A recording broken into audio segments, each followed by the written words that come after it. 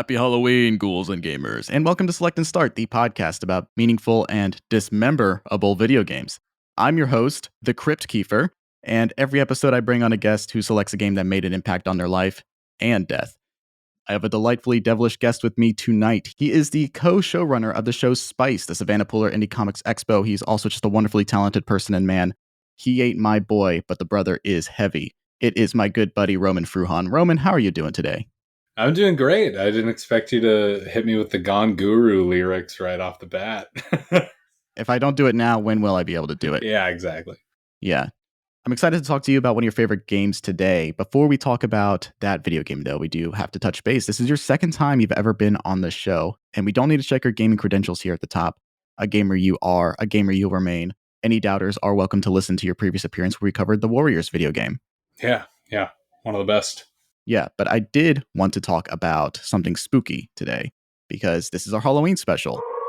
And you are a person who really leans into horror stuff. I'm looking in the background of your room right now. You have a Night of the Living Dead poster right over your bed. Right next to that, a Halloween 3 Season of the Witch poster. What is that? A Cannibal Holocaust poster? No, that's actually Cannibal the Musical. Okay. Cannibal the Musical. And then to your left on another wall, Texas Chainsaw Massacre poster. Yes. You're covered in horror head to toe. Mm-hmm. I do love it. Yeah. I know that you also talked about how The Thing is your favorite movie when you were on last time. Mm-hmm. This is your thing. Who are you going as for Halloween? What are you dressing up as? I don't know if anyone's going to get it, but my friend Kim and I are going to be dressing up as Rat Boy Genius and Little King John. So some deep internet videos from when we were growing up. You going to be serving some potato knishes? I am. I'm going to be serving potato knishes, little black centipedes, squash balls, all that jazz. Hell yeah. What are some of your favorite Halloween costumes of the past? Because I'm curious. Well, one of my defaults is dressing up in my sacrificial robes, just black robes with a hood, and then I'll put on a devil mask that I have that is actually a recreation of the mask from Hack-A-Lantern. Mm-hmm. So either A, it doubles as just you're some crazy Satanist guy, or B, you're the slasher from Hack-A-Lantern. So it's either or. It's just a good go-to. But I did always love dressing up as zombies back in the day. So a lot of blood, a lot of gore. That's just something that'll always make me in my wheelhouse. This is a question that's going to be really introspective. But do you remember how you got into horror movies in the first place? I don't know. It was something that I was always drawn to. When I was a little kid, I think my parents accidentally left me in front of the TV. And I think I saw Jaws and Terminator 2 in the same day. So I think they realized I was just ruined at that point. And so I was always just going after horror. I remember Christmas of 2003 or 4, Anchor Bay put out a fantastic 4-disc collector's edition for one of my favorite movies of all time, Dawn of the Dead, George Romero's Dawn of the Dead, the 78 classic. And I begged my mom to take me to a Radio Shack to go buy this DVD.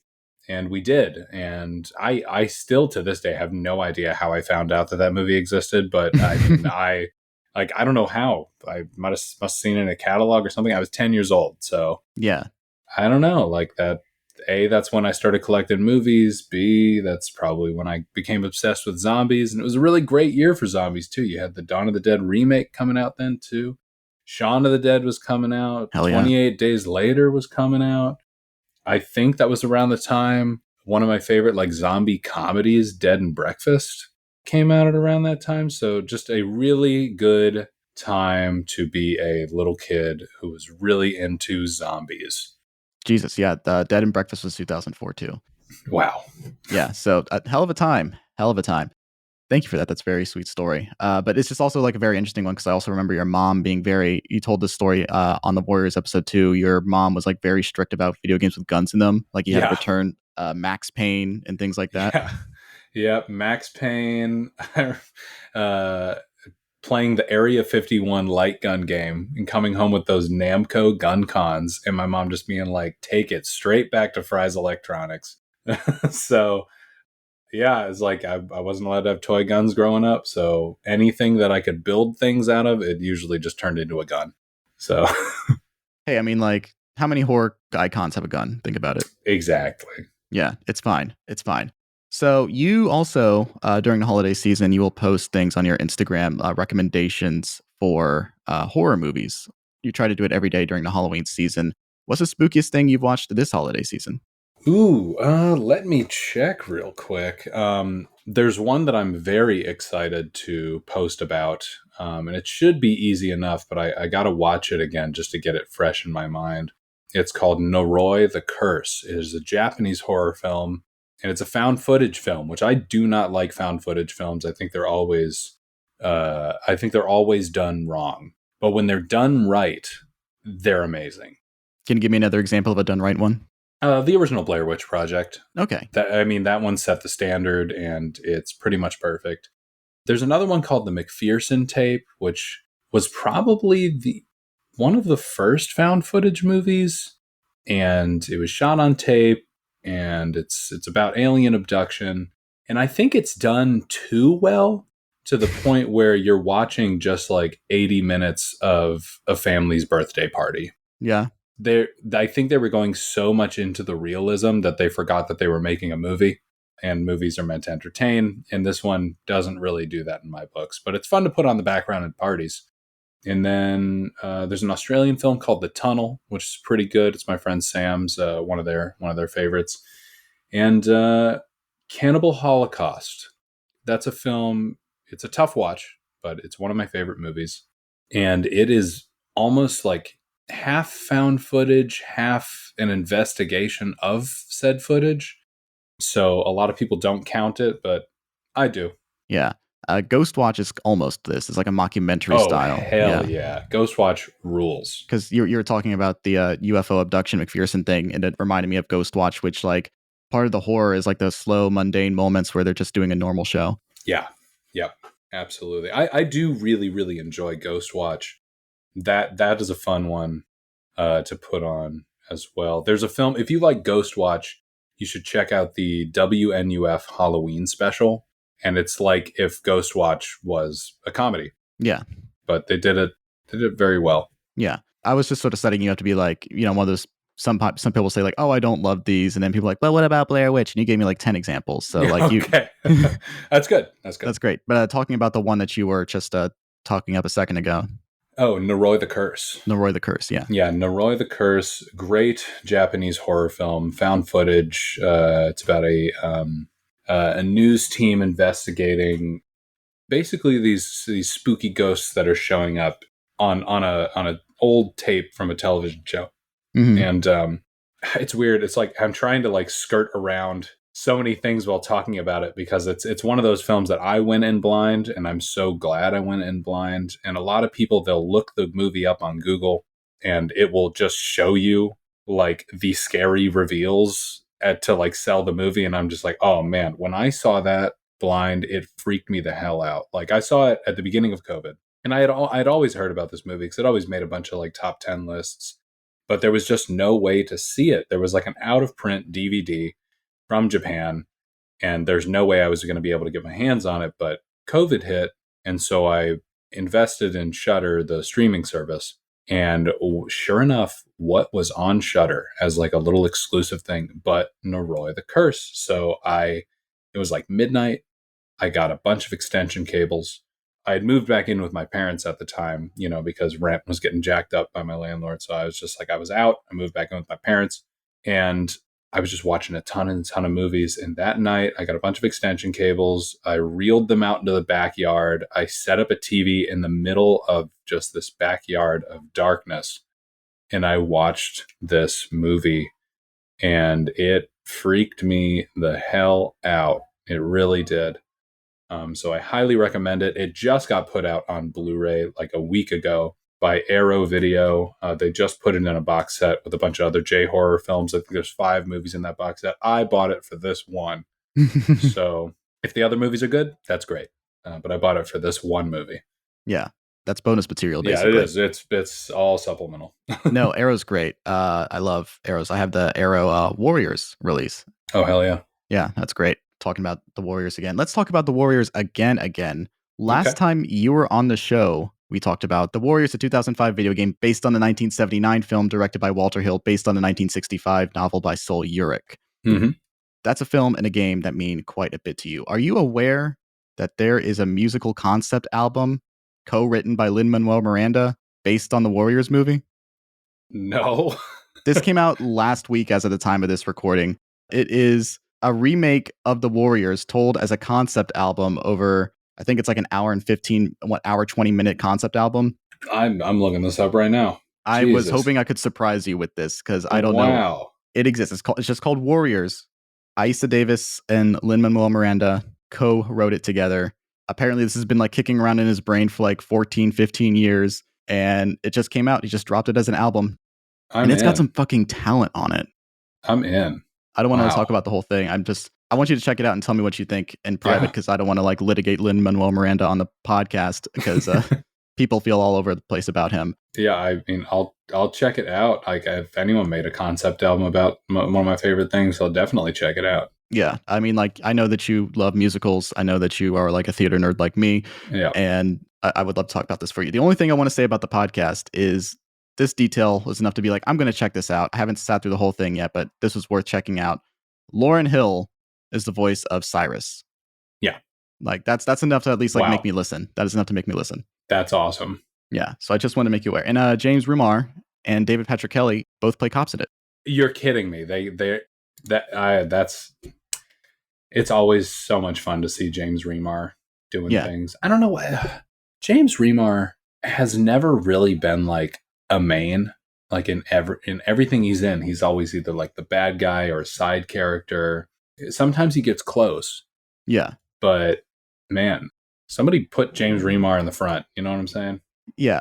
Same thing with like Keith David. Like, how it's such an easy win. Just get Keith David in front of the screen for the full 90 minutes, please. Yeah. Yeah. I mean, I love Keith David. Yeah. It's just weird because, like, you know, he's like the best part of things like They Live and A Thing. And he's just this heavy hitter. Everybody loves him. Everybody adores him, but he never gets to be like the main event. It's frustrating. Me. Like, he's like always in an ensemble or a supporting thing. Yeah. I guess fucking Gargoyles, but I mean, yes, I mean, his voice is always fantastic, but man, I like looking at him too. Mm-hmm.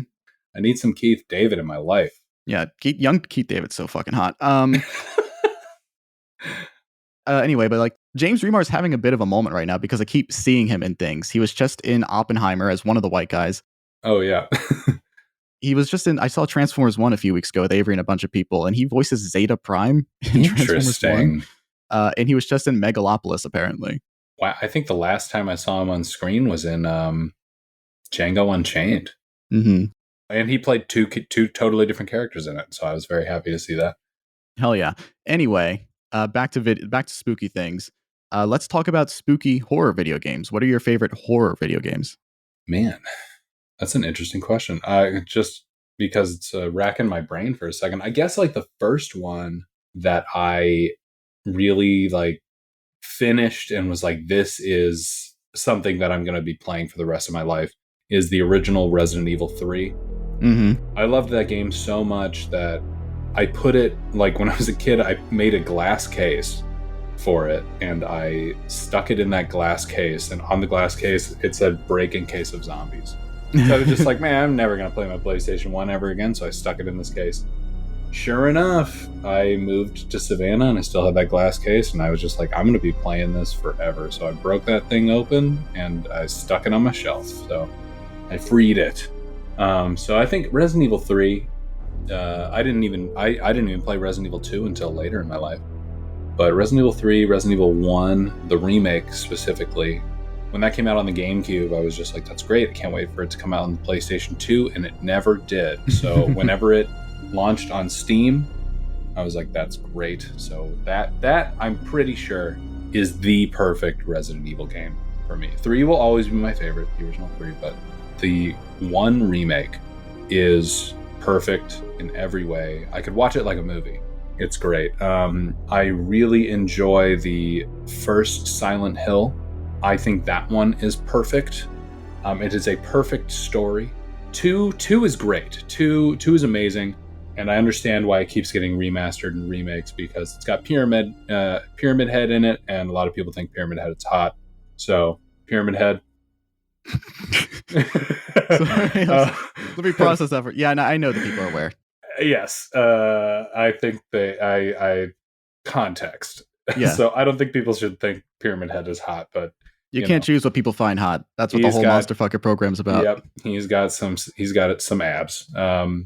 So Silent Hill 2 is great. Silent Hill 3 is okay, but that was my first, so I will always love it. And Silent Hill 4 is like if Twin Peaks got a Silent Hill makeover and it was stuck in an apartment. Like, I love that game, and it's the one that I'm still looking for. Need that for the PlayStation 2, damn it. Are you aware of Deadly Premonition? Oh, why does that one sound so familiar? I swear I've heard of that one. It's another Twin Peaks-like video game. Deadly Premonition. Yeah. This just surprised me that you haven't played this one, because it does feel like a Roman-ass game. Deadly Premonition. Wow, this looks super interesting. Yeah, it was like released in 2010, Xbox 360, PlayStation 3 as a Roman-ass game. I think you would love to check it out on Steam or something. I wonder why I didn't play that back in the day. I've heard of it, but I've never seen anything about it. But I guess when it comes to like horror video games, I like stuff that's kind of like weird and out there. Sure, I like the classics, but I also like games that feel like a puzzle, like Fatal Frame. Fatal Frame is a game, it's a survival horror game where you are not running away from the thing that scares you. The way to get rid of this thing is to get right up in its face and take a picture of it.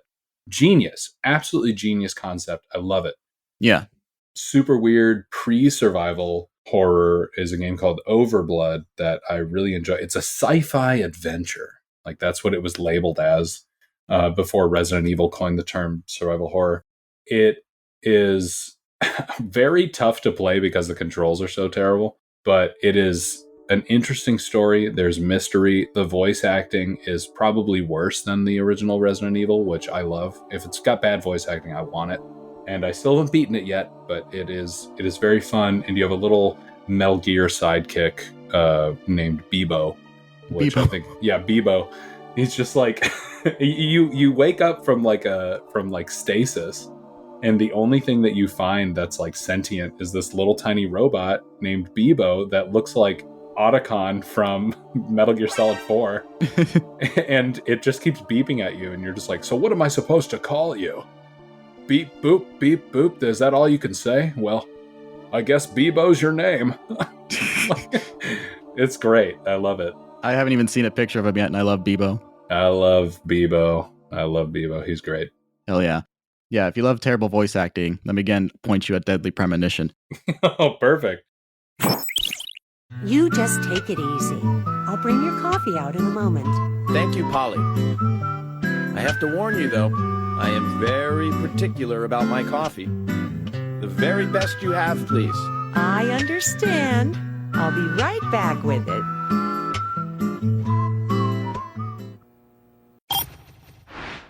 I was thinking of Indigo Prophecy. That's what was coming to mind when you were saying Deadly Premonition. Yeah, Quantic Dream is the one that did Indigo Prophecy, the company that also did a fucking Heavy Rain. Yeah. Jason. Video games can be anything you want them to be, even bad. Yes, even bad. Yeah, no. So that's a very thorough, very eclectic list of horror video games. I didn't get into horror until I was like 17, 18 years old because I was a baby. And then I realized, I actually love to be scared. Being scared rules. Yeah. And then I started to dip into horror video games shortly thereafter. Like, I was dipping into the Resident Evil series around the same time I was dipping into stuff like Bloodborne, which is to say I was like 20. Love the shit out of the Resident Evil games. I would love to play any horror type video game.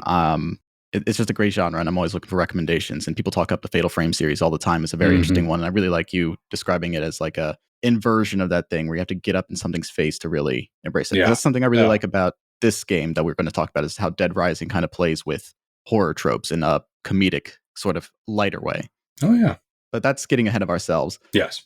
There's also like stuff that's like horror adjacent. I always say that the things that scare me most in video games aren't things that are supposed to be horror games. Like a thing that like turned me off of horror for a long time was I was like a toddler playing The Legend of Zelda: Ocarina of Time, and there are these redeads, which you haven't played the Zelda games. Right. You've played everything but them. But like they're like these shambling brown desiccated corpses that are just wandering around the courtyard of like where you spawn like when you load the game up, like you walk outside of the Temple of Time and then like, oh, here is the ruins of a town. There's just a bunch of zombies walking around, and if they see you, you're frozen in place and you can't move. And that's terrifying to a child. I've had my agency taken away from me, and then they like climb on top of you and they're trying to chew on your head and slowly sap the life out of you. Oh my God. This isn't a children's game? It was rated E for everybody. I was 4 years old playing it. That's insane. Yeah, there's stuff like that. There's also a creature under the well that looks like this weird abomination that I can't even describe with words. Terrifying video game. And then I was playing Majora's Mask, which is like a very creepy game too. I knew Majora's Mask growing up. Oh, right. I knew that because I was glued to my computer as a child, so all the Ben drowned creepypasta and all that stuff made me want that game. Like I was like, oh my God, what if I get a haunted cartridge? Mm-hmm. That's crazy. You wanted the haunted cartridge. You didn't want to play the game. Yeah, I didn't even want to play the game. I just wanted the haunted cartridge. The scariest part of that game is being glued to the time limit. I mean, that there's nothing that stresses me out more than being on a clock. Yeah, no, that's what I thrive in that. I've realized, like, why am I so addicted to stress as an adult? Like, why do I thrive in these, like, stressful environments? Oh, it's because, like, my favorite video game my entire life is, like, this game with an inherent time limit to it. It's like, oh, okay, yeah. And then that's why I connect with Dead Rising so much. But again, we're getting ahead of ourselves here. Right, yeah. What have you been playing lately? It's been a year since you've been on the show. Have you been playing anything interesting in the year since I last had you on?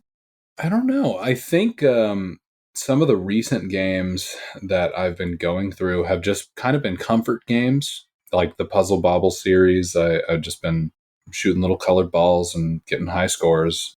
But and of course, like Wii Sports Resort. Always have the friends over to play some Wii golf. Now that I finally tried out the golfing in Wii Sports. I've had this game since I was a child. Yeah. Finally tried out the golf. I'm like, Jesus Christ, I can't believe I like golf. But it's great. I've been kind of getting into like party games recently. I've never owned a Mario Party game, but I love the Mario Party series. And since I have a Wii that can play GameCube games, I just picked up Mario Party 6. Which I did all my research, and everyone says that 6 is the best one. So I picked it up. I can play it. I'm more partial to the N64 ones, but I don't have an N64. So 6 is going to have to do it. I haven't played it yet, but I just picked up a game called Dokapon Kingdom, which is like Mario Party, where you're actively trying to kill your friends. And apparently it's the most frustrating thing in the world, which I love.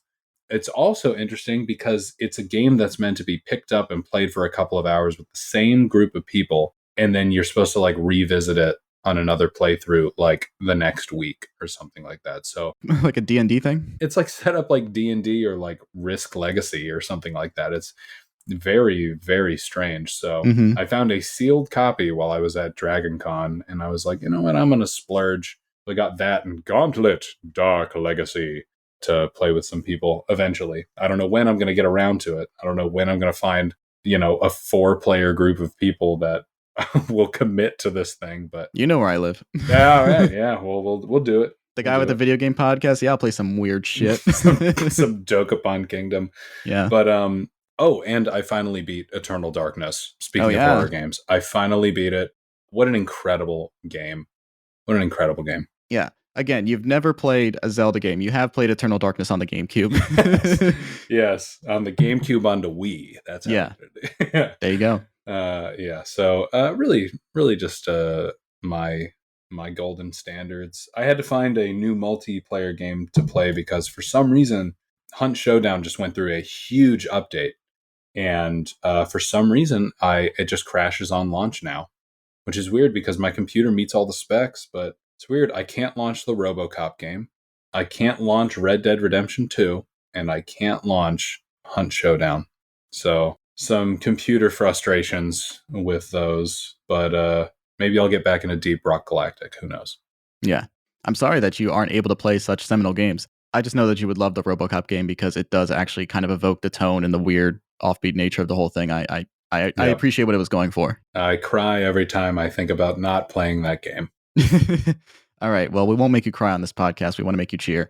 I want to talk to you about the game that you brought to me today. It's a game that I had never played before, but you brought it to me and you're my good buddy. And I wanted to give this game a shot because I've always been meaning to play it. It's been in the news again because it's got a, recent remaster. Mm-hmm. Let's talk about the game you brought to me, Dead Rising.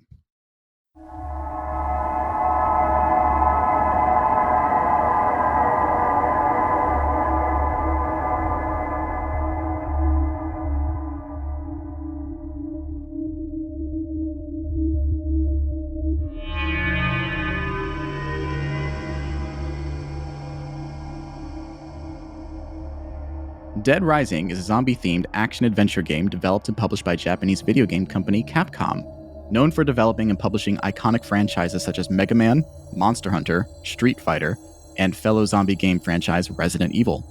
This is the fourth Capcom game we've covered on the show. The other three were Resident Evil 4 with Eric Peacock from Soundtracker, Phoenix Wright Ace Attorney with Kev Kozer from Talkin' Trek to You, and Breath of Fire, which I covered earlier this year with Chelsea Connor. Dead Rising was produced by Keiji Inafune, best known for his character design work on the original Mega Man games before going on to be a producer for the Mega Man series in general. Dead Rising was directed by Yoshinori Kawano, with Shigeru Kato serving as lead programmer and Keiji Ueda serving as lead character modeler. Hideki Okugawa and Marika Suzuki composed music for this game. Additional music was provided by various artists that play during the game's boss battles. Dead Rising was developed over 2 years, originally beginning as a sequel to 2005's Shadow of Rome. The team pivoted after Shadow of Rome didn't sell well in Western territories.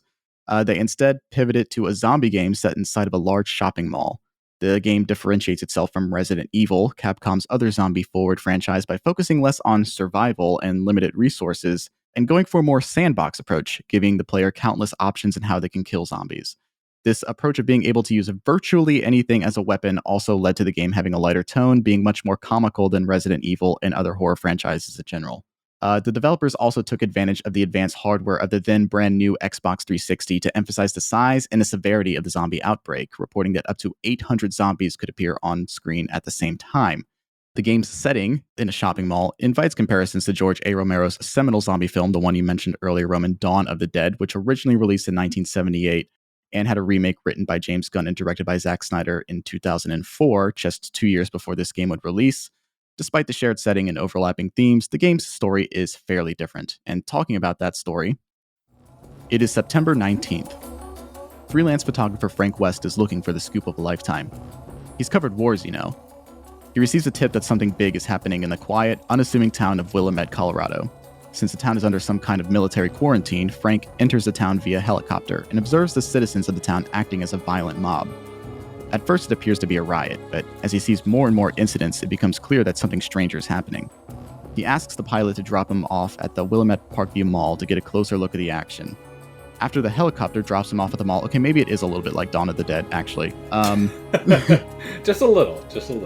Anyway, after he gets dropped off at the mall, he tells the pilot, Ed, to pick him up in 3 days, hoping that is enough time to get some details as to what the fuck is going on. It takes only minutes for Frank to realize what is happening. A zombie outbreak has consumed the town. But what is the cause? Why here? And will he survive? For the next 3 days, shenanigans ensue. Dead Rising was released for the Xbox 360 in 2006. Other games released in 2006 include Bully, Gears of War, Guitar Hero 2, Kingdom Hearts 2, Lego Star Wars 2, Call of Duty 3, The Elder Scrolls 4 Oblivion, Final Fantasy 12, The Legend of Zelda Twilight Princess, Hitman Blood Money, Marvel Ultimate Alliance, GTA Vice City Stories, and Tom Clancy's Ghost Recon Advanced Warfighter, or GRAW. Roman, you're making a lot of faces. Wow, what a great year. What a great year. I mean, yeah. I didn't play Kingdom Hearts or Zelda, but oh my god. Guitar Hero 2 and Gears of War, and this was everything that I played on Christmas Day, Christmas morning that year. Yeah. Wow. You got me a sealed copy of Bully for the PlayStation 2 for Christmas. Mm-hmm. Yeah. Which that's a game I loved and played on Steam when I was about to go away to college, but it's just another precious thing where I get the PS2 version too. It's very sweet. What a great game. It's a great fucking game. If we want to talk about sandbox games in 2006, this and Bully, what the hell? That's great. Yeah. Yeah. I didn't play Vice City Stories because I didn't have a PSP, and I only played the Grand Theft Auto games that were on PC for a while. Did Yeah. you ever play Vice City Stories? Yes. Okay, so when it comes to Grand Theft Auto, Mm-hmm. 3 was my first. I loved Vice City. Mm-hmm. I really liked San Andreas, but I think I was more partial to Vice City because it was just that 80s theme and it referenced all the movies that I loved. When Liberty City Stories came out, I was like, this is great. This is going to be that going back to my first game, Grand Theft Auto 3. Like, this is going to be going back to when I got into this series. And I was a little disappointed with it. It just wasn't my thing. So I never played Vice City Stories. And then when I got hired at Planet Fun, it was the first thing that I bought, that and Manhunt, because I didn't really get to play that one when I was a kid. So I played Vice City Stories, and it might be the best PlayStation 2 era Grand Theft Auto game. Really? Yeah, it might. It sure as hell might. It's so good. I wish it was available in some like easily accessible way because I'd love to check it out. Yeah, it's also the most expensive retro Grand Theft Auto game because Liberty City Stories sold so poorly that whenever Vice City Stories was getting its port, they were just like, we'll just do a couple of them. But it won in the marketplace of ideas because now it's expensive as hell. Yeah. No, I'm a Grand Theft Auto San Andreas guy myself. I connected with that game because it was the biggest, and I had a, as a teenage brain, it's just like bigger, better. And you can make CJ buff and just make him eat food and get really big. Yes. I like the sim elements of it, and I wish that would come back in some way, but I also want the people of Rockstar to get some fucking sleep, so I don't know. Jesus. Yeah. I know you haven't played it, but like Red Dead Redemption 2 has a bunch of like weird bullshit like that. Like you have to cut his hair often. God, I want to play that game so bad. I can't believe I procrastinated this long. And as soon as I pulled the trigger on it, it's just like, sorry, it won't launch. You have to give your character a bath because he'll start stinking. It's great. That's great. Yeah. That's great. This is just Cowboy Shenmue. Mm-hmm. Exactly. That's a good way of putting it. Yeah, but yeah, big year for video games. Marvel Ultimate Alliance also, Hitman Blood Money, Call of Duty 3, Elder Scrolls 4. Hell of a time. Yeah. What connects you to Dead Rising? I wanted to talk about Dead Rising, well, kind of because after I did the Warriors podcast with you, I was like, that was such a fun time. But I don't think that there's another video game that I can talk about like that. That was just so ingrained in my personality. Junji Ito, this is made for me. This hole was made for me kind of game. Yes. Yeah. There isn't another game like that, like the Warriors. And so I'm just doing my thing. I haven't been able to play Hunt for a month or two. And so I'm playing all of my old games, just trying to basically like achievement hunting. I'm like, what game I never 100%ed? Dead Rising. So I've been playing that. And then, of course, they're like, hey, guess what's coming out in a month? The remaster. And I'm like, well, this is a game that I've had since I was a child, and I've got strong opinions on, and I'm connected to it in this way. And the remaster's coming out. So I was like, hey, Kiefer, wouldn't this be great for October? Yeah. Look, it was a layup in terms of having something spooky to talk about. I had something lined up, but it unfortunately fell through because of poor timing on my part. Okay. I'm glad that this is a game that is super approachable and eminently playable, and I hadn't played before, and I was like, all right, let's do it. Let's have something spooky to talk about, and I had a great time with it, and I'm really glad that you brought it to me. I'm glad that I can also be the guy for people to be like, I feel like talking about a video game. You know who does that? Yes. You were the guy. Yeah. So let's go back in time a little bit. What was your first encounter with the Dead Rising kind?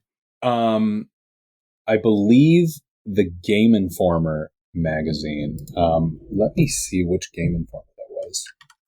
Computer, show me Game Informer. What do you mean it's dead?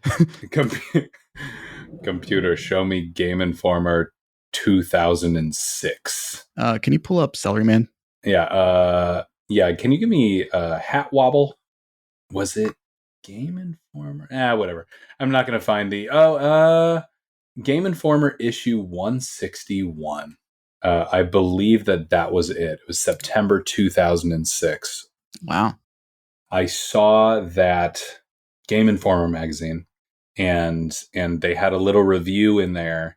And I remember seeing a lot of reviews. I would just like read these on the airplane or something. This is the one that has the bully on the cover, right? Yes, it's Wow. got Bully on the cover. Yeah, there we go. It also had a review for a game called Loco Roco, which was a PSP exclusive, and I thought that was like the cutest thing ever. Like I wanted that game so bad, but didn't have a PSP. Yeah, I just talked about a Japan studio game last episode, and Loco Roco came up in my research. So Yeah. Hey, where is Give Me Loco Roco 2025? that company's gone. I hate to tell you this. God damn it! They I shuttered don't. it. Well, They paid Paradise and put up a parking lot. What's the guy who did Katamari Damacy? He should just pick up the Loco Roco. Get Mr. Damacy up in here and do Loco Roco. But yeah, I think I read the review. I saw the things. I saw that it got like a mid score, and I was like offended by it. It's like, there's no way that a zombie game set in a mall where you can have 800 zombies on screen at once and you can use anything as a weapon is a moderate score.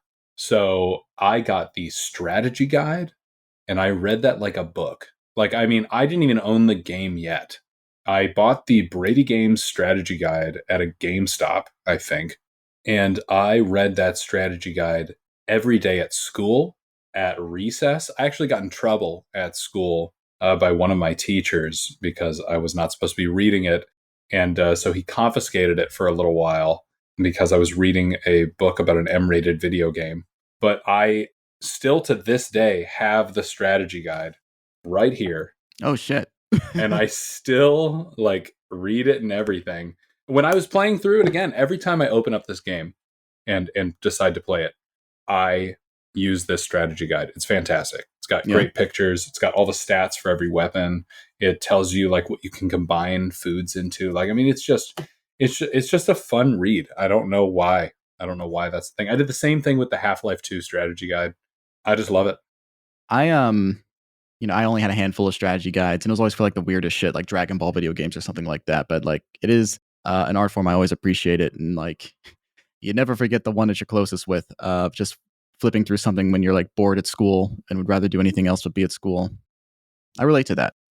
I was so into this game right off of the bat. Like, I read the Game Informer review and I said, fuck you. There's no way that this zombie game isn't the best thing that's ever made. Bought the strategy guide, watched every trailer. And I love when trailers are like half live action, half not. So that original launch trailer was so good.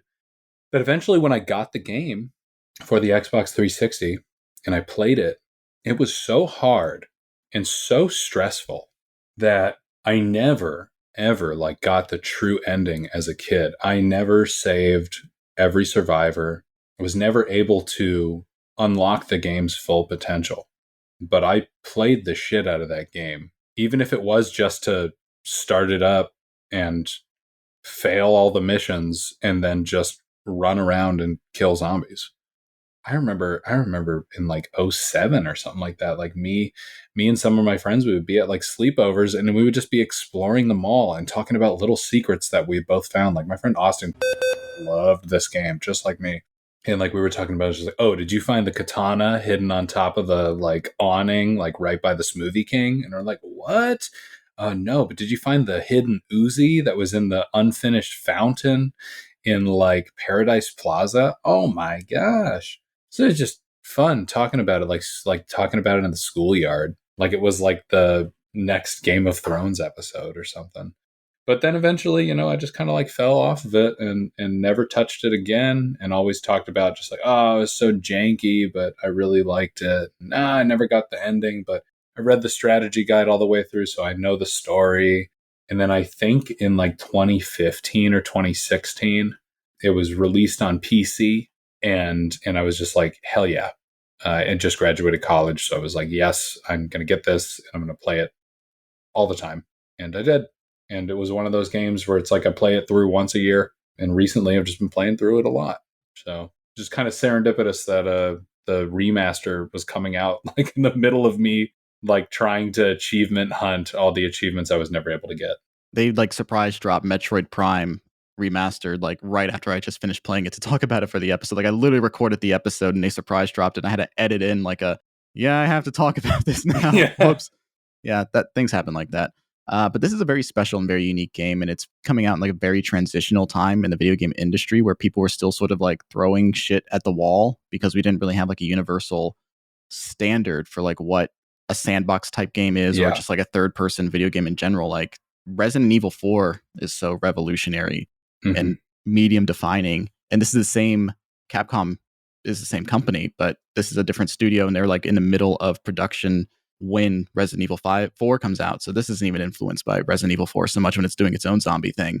And it just feels like such a singularly and unique game. And yeah, there's a lot of jank to it and it feels 2006 as hell in a lot of ways. But I just had a thrilling time with this. And like the ways that it was kind of clunky, kind of served, enhanced the experience a lot of the time. I enjoyed some of those the things that were not every single thing, certainly not, but like there were a lot of things I liked about how it was holding me back. I will take a janky game if it is pushing boundaries and it is wholly unique. That's why, I mean, I love PlayStation 1 games because this is new technology. Just make whatever you want. And so you get some of the most unique and crazy PlayStation 1 games out there. And I think that's why it's having like a resurgence in the horror community. I love Dreamcast games because I think it was like the first time where you're playing like PC level looking games. And it's also like, hey, make whatever you want, you know? So that you get games like Illbleed that I talked about last time. And then the Xbox 360. When the 360 came out, man, I played some games that I had never played anything like them before. And I think some of them, I haven't played a game like it ever since. Dead Rising has had a lot of sequels, and I don't think any of them are like this game. Yeah. My interaction with the Dead Rising series prior to you bring this game to me is like I played a little bit of 2 because my younger brother had 2 in his Steam library, and like we had that library sharing feature, and I played it a little bit and I liked what I played, but it was just sort of and I thought like 2 was the definitive version because I knew a lot of people who had only played 2. Our mutual like bestie Avery, who said like he only really played a bit of 2. And my college buddy who had a bunch of Xbox 360 games that I played, he only had 2. So I just thought like, oh, 2's the one to have. But that was just like a very weird insular thing that I experienced because it seems like the general consensus is that 1 is the one. Not that like anybody's wrong for liking any particular game, but it seems like 1 is the one that really connects with people. And I think it's the only Japan developed one. I think this is the only one that this particular development team worked on. And that might explain like why there's a bit of disconnect with the other entries. Interesting. The second one the second one gets the feel, I think, right?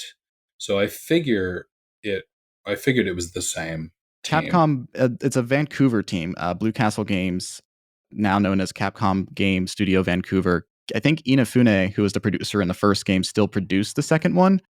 But yeah, especially the third and fourth one, that's still Capcom Vancouver, the team that did 2, working on those. Wow. Interesting. Yeah.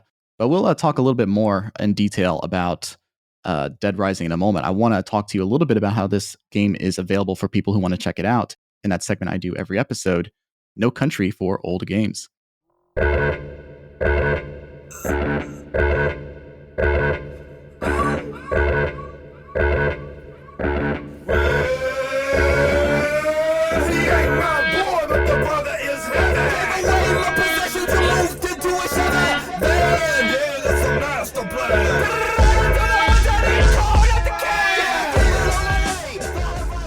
So before we talk about Dead Rising, we have to talk about how readily available this game is, so those who are interested in playing it can check it out. Roman, you know this. Anybody who's listened to the show knows this. I care about video game preservation so much. I love video games, and I believe it's an art form. And it creates experiences that leave some kind of impact on the people who play them. This game impacted you before you had even played it. You read a review and you bought a strategy guide before you even had the game. That's dedication. That's commitment. But this means very little to publishers who have historically struggled with keeping games available on modern hardware. And as time goes on, games that were once easily available have become more and more difficult to acquire. So in this segment, we're going to rate Dead Rising on a scale of A to ARG, and ARG is me being frustrated at how hard it is to acquire this game. It's not me covertly advocating for piracy. It's illegal. ARG is just what a zombie says when it's shambling through a shopping mall. What? Anyway, let's talk about this game's availability. And it's actually a pretty clean-cut and straightforward thing because Capcom is usually better at making their games available than most developers and publishers because they understand that people are willing to pay money to have easy access to their games. The thought of that. So this game originally came out as a Xbox 360 exclusive, and it has only become more and more available since then. This game came out in 2006. In 2009, they released a Wii version called Chop Till You Drop. Oh boy. Yeah, they did. It is a Wii version of the game. This is a game that was released in 720p and on the Xbox 360 and could have 800 zombies on the screen. The Wii can't do any of that. It's built off of the same engine as the Wii version of Resident Evil 4. Oh, yeah. This version has some new features like over-the-shoulder aiming and zombified animals like poodles and parrots, which I actually think is kind of sad. I don't like that. Yeah. But there's also a lot of glaring omissions. Rather than having one single countdown clock, as is the central mechanic of the game, each mission has an individual timer. The mall is significantly smaller. Fewer zombies appear on screen, and Frank can neither jump nor take photographs. What the fuck is the game? It is horrible. That's what the game is. It is literally like a skin of Dead Rising over Resident Evil 4 to the point where it's like you are using all of Leon's weapons. Yeah, like that's the other thing. All the guns have been replaced with Resident Evil 4 weapons. Like it's the Blacktail and the Killer 7 and the Red 9. The Red 9, yes. I was actually really excited for that. I did buy the Dead Rising Wii version when I was a kid because I was like, you get to use the Mauser C96, the Red 9 Han Solo's blaster in Dead Rising. And then I was ridiculously disappointed. There was little to no story. It was just kind of like a walking and shooting zombies simulator. Most of the melee weapons were pretty much gone, and you had to use like the nunchuck for everything. It was just very janky and weird. I was not a fan, but considering all of the weird ports of this game around that time, like you could play it on like pretty sure you could play it on like the Sidekick or something. There's like a mobile port of Dead Rising too. Yeah. That's nothing like the original game, but is like worth mentioning when you're talking about weird ports of Capcom games. Yeah. It's not good.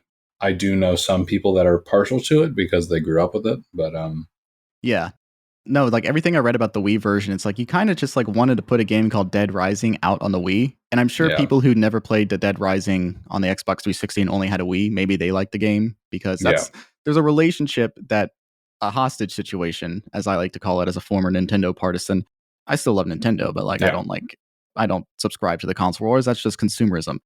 But as somebody who's like, you would take whatever you could get on the Wii for a lot of stuff. So we would always sort of grade things on a curve where it's like, well, the Wii has this version of GoldenEye, and Daniel Craig is in it, so that's cool. And it's like, it's all right, it's fun, but like it's there just because it's on the Wii and it's a shooting game that you can play on the Wii. I did buy that one too. It was a time, but yeah, all this is to say, like making a shooting forward Dead Rising video game where like you don't even take photographs feels it runs counter to everything the game's ethos and what made it so unique. Yeah. So I feel bad for this game existing more than anything. Yep. That's how it is. But look, people who didn't have an Xbox 360 eventually got to play Dead Rising because a remastered version of Dead Rising and Dead Rising 2 were released for Xbox One, PlayStation 4, and PC on September 13th, 2016, ahead of the release of Dead Rising 4 in December that same year. So at least you got one good Dead Rising game in 2016. I'd have never played Dead Rising 4. No one send me hate mail. You don't need to play Dead Rising 4. I hate to break it to you. You don't need to play it. It's fine. Yeah. I'm just like, I don't get to make that joke because I didn't play it. But yeah, this is a pretty standard remaster of Dead Rising. The resolution is raised from 720p on the Xbox 360 to 1080p, and it is increased from 30 frames per second to 60 frames per second. This was the version I played. I played the PS4 version on my PlayStation 5 in preparation for this episode. It cost me $10. Nice. Yeah. well worth the $10. I'll tell you, I had a great time with this game. I did read that it's very, very faithful, except for the fact that it is upscaled and changed. Like they didn't touch up the graphics. It's literally just, it looks like it's in a higher resolution and it runs at double the frame rate, which I did read did cause a few issues. Like the clown psychopath can kill you in one hit because I guess like because of the increased frames, the engine is now adjusting for like doubling the frames. So like attacks probably hit twice as hard or something like that. Interesting. That's crazy. And I think that frame increase also affects zombie movement. So they're technically twice as fast at 60 frames per second, which can also put you in more danger. Yeah. One could argue. But also the increased frame rates also probably make things easier for you to hit things in some manner. So I don't know if that balances out in some way, but it is just this thing where, because this came up in the Shadow of the Colossus episode I just did, sometimes you have to take into consideration that frame rates can be an artistic consideration with these sort of things. But I just wanted to mention that because this is the second time in a row that frame rates have been brought up in terms of making something more challenging. Yeah. I played it on my Steam port, and ever since I got a better computer screen, I feel like my computer runs it a little weirder because I have to run Dead Rising in windowed mode. Because if I run it in full screen, every white texture is yellow, almost like it's being like it's blown out. It's like too bright. So the computer is like compensating and like making it yellow. I've never seen anyone else with this problem. Every time I look up yellow, Dead Rising, why? You know, everyone's just like, why did they put yellow arrows spray painted on everything in the new Dead Rising games? I'm not stupid. I know how to vault over something. And I'm just like, well, I don't have to worry about that problem. But so yeah, if I run it in windowed mode, everything is fine. It sounds like you just had the world's weirdest computer. Yeah, I do. Somebody help me. Yeah. Can somebody save me? I'm running Windows Enterprise because I was a cheap bastard 4 years ago. Somebody get me regular Windows. There's punishing you specifically for that. Yeah. I don't know. But that's very interesting because I just tried to Google this right now and I tried to like narrow the Google search like before 2022 to help things. And that didn't help either. I try to do my best to help you. But yeah, this has been the way that you've been able to play Dead Rising. And it's technically more available than it was on the 360 because now you can play it in the PlayStation ecosystem, the Xbox ecosystem, and on PC. Triple the fun. And like you have mentioned multiple times, the Dead Rising Deluxe Remaster, also known as DRDR, was released this past year on September 19th, the same date the game begins. It was released digitally for PlayStation 5, Xbox Series X and S, and on PC. A physical version will be released on November 8th, a little over a week after this episode releases, 2 weeks after we are recording this episode. This version of the game features graphical enhancements having been developed in the RE engine used in Resident Evil 7, Resident Evil 8, and so forward for Capcom games. Dragon's Dogma 2 uses this engine. They've been getting some mileage out of this engine. So it's graphical overhauls, brand new voice acting, and a litany of quality of life features and upgrades. Some that have been debated within the community is like, is this too much? Is this too empowering? Or were those disempowerments part of the experience? And is this going to make the game too easy? And how does the game balance for that? Because, for example, you can now move and shoot at the same time, something that was not possible in Dead Rising. If you are interested in the list of full changes, listener, I put a link in the description to this episode to a page that like details the differences. I'm going to mention a few of them later in this episode. I'd love to talk about those. That sounds like fun. Yeah, it's like they call it a remaster, which makes it sound like it's how they did with like the Dead Rising 1 and 2, where they just like put the same game out in HD. But this is practically a new game. Like all the gameplay features are there, but it's like they Shadow of the Colossus it. Yeah. I would think that the Dead Rising remaster is really just a Dead Rising remake. I think it is. The original, the 2016 one, the one that they made HD. I mean, I guess you could call that. Is that a remaster? They called it, like, that's the thing. It's confusing because like that was officially called a remaster when that came out, and this is called like, these things don't matter. These things really do not matter. This is the same company that also put out Resident Evil 2, 3, and 4 remake. And those are like true remakes in a sense that they like fundamentally change the gameplay. So maybe like internally they're like, a remaster is when you release the same game, the same gameplay, even if you change the graphics entirely. And a remake's when you do something completely, I don't know what their philosophy is. Yeah, I don't know. They changed the voice acting. This is a different game. God, I do know that. Yeah. I looked at comparisons. They got the music back though. They did. Got Ganguru, baby. And this thing I do like. They did make it so if you're streaming the game, you can like make it so like you're not playing licensed music during those moments, so people won't get flagged on Twitch, which has been a very common feature added to games lately. Like I played Hi-Fi Rush, which is very heavy on licensed music. There's a sequence in it that uses a Fiona Apple song. Oh, wow. But it has a streamer mode that has like their own original compositions, so you can still play those musical sequences, and it's like a legally distinct version of the song. Interesting. Yeah, it's great. I love stuff like that. But yeah, this is all to say, this is not an ARG. This is a game that's abundantly available, and this new remaster, remake, whatever you want to call it, is not replacing the old version on stores like a lot of places would do.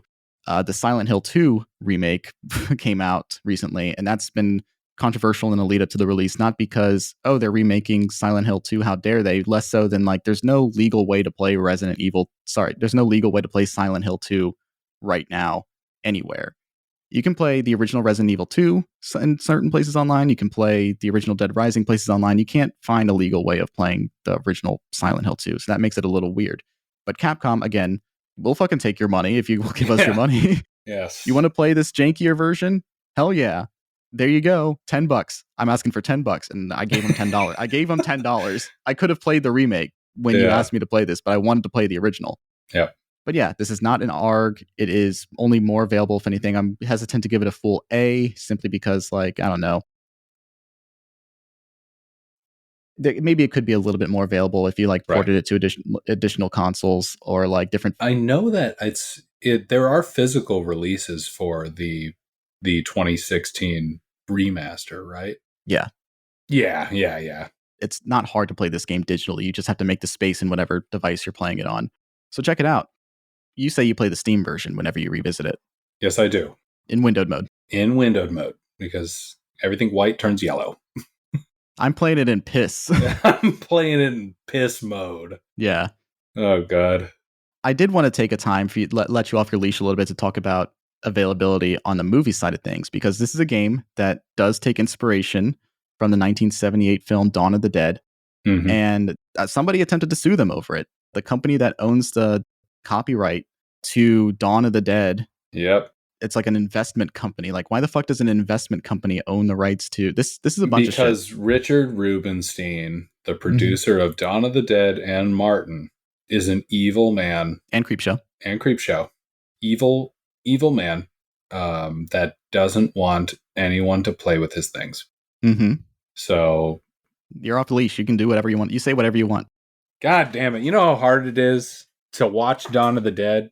If you don't before the Second Sight Blu-ray release, which is only Region B, you need a region-free player to watch this shit. And it's expensive. But that's the only way to own that shit on Blu-ray. You can shell out a ton of money for the Anchor Bay Blu-ray, or you could have been lucky enough to get the DVD back in the day like I did. But not until recently did I get that movie on Blu-ray. Luckily, my friends got me a region-free 4K player, so I can just watch any movie from around the world. And I shelled out $200 on the aftermarket for this fucking movie.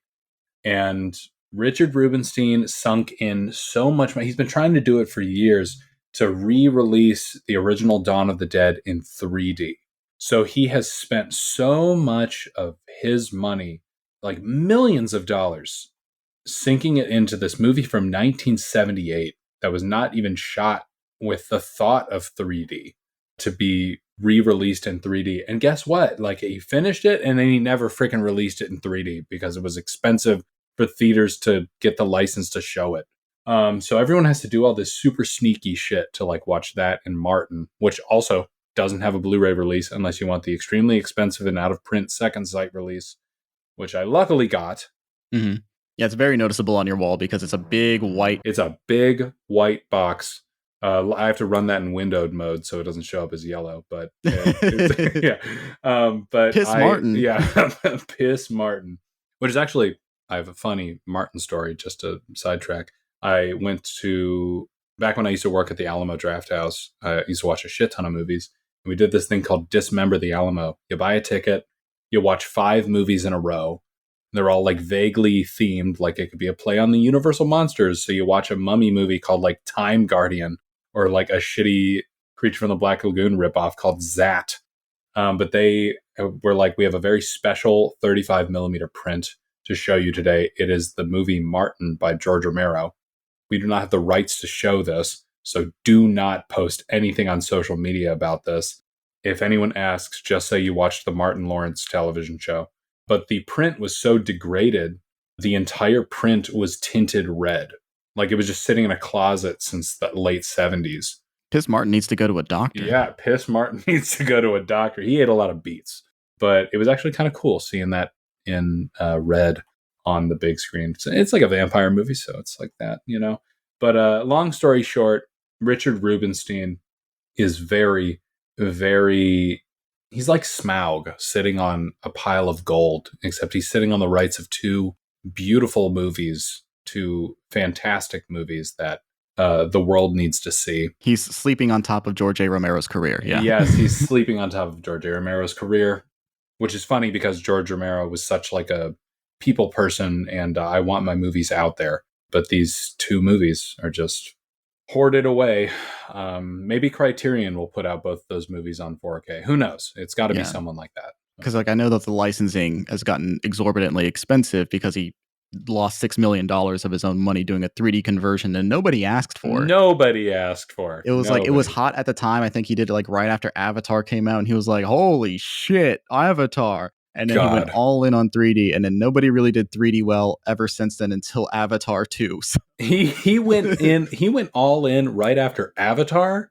Man, his 3D conversion, like I remember setting it up on the I'm guessing just timeline wise, that's probably what happened. Probably. I think it probably. I'm not saying that's what happened. I'm just saying like timing wise, it's like, did he just see Avatar and it's like 3D baby, we're doing it. All I'm saying is it was like 2017 or 2018 when we were like putting it in the we were putting it on the schedule for Alamo Drafthouse, like Dawn of the Dead in 3D. And then he pulled it. He was just like, fuck it. So every time Dawn of the Dead goes to theaters, I urge my friends to go see it. It's like seeing a unicorn out in the wild. And I've seen this unicorn a lot, and it's always special to me. So yeah. You and I saw it together when in like a 100-year-old theater this past April when it was doing the 45th anniversary screenings. And I was like, really, it was wonderful. I love this movie. This was the second time I had seen it, but the first time it was very difficult to access. Mm-hmm. Yeah. There are certainly ways to find Dawn of the Dead if you're curious, but it should be much more accessible, especially considering George A. Romero's like personal philosophy around access. Mm-hmm. Absolutely. You could be like, I want my stuff to be freely available. And then some guy will be like, I need money though. Yeah. When you're dead, after you've passed away. Yep. It just feels scummy. It is. But I just want to talk about that because the Dead Rising thing's a pretty cut and dry, like, you give us money, you get game. And this is like you got to give me a lot more money if you want this movie situation, unfortunately. Yeah. It's funny because, on the cover of the Xbox 360 version, it's just like, this game has nothing to do with George Romero's Dawn of the Dead, like printed right under the title, which I always thought was funny when I was a kid because I'm like, yeah, it's about zombies in a mall. Sounds pretty Dawn of the Dead. But that being said, I don't know if this is me playing devil's advocate or just having a weird take. I really think that zombies and mall and helicopter on the roof, I really do think that that's kind of where the really clear-cut similarities end. Yeah. I mean, like, that's the thing. Like, I joke about it. Like, it's hard not to be inspired by George A. Romero. By that measure, like, anything after Night of the Living Dead is trying to rip off Romero on some level. Like, that's obviously he didn't invent the zombie. It was based off of Haitian mythology and everything like that. Like, that's he's open about that. But he invented this zombie. Yeah. Every flesh-eating, shambling, slow-moving, normal-looking guy with blood all over his face. That was Night of the Living Dead, and every zombie film since then has pulled inspiration from that. But yeah, the investment group, the MKR group, tried to sue over this, and it was thrown out because it was like, you can't protect the idea of a zombie being in a mall. Like, that's too vague. They try to really lean in and point at certain iconography, and it's like, yeah, okay, what about the rest of the game? Was there a clown in Dawn of the Dead? No, but there was a Santa Claus. Were there prisoners who were going like I guess there was like actually like a rambling roaming gang of people just killing shit for no reason. Never mind.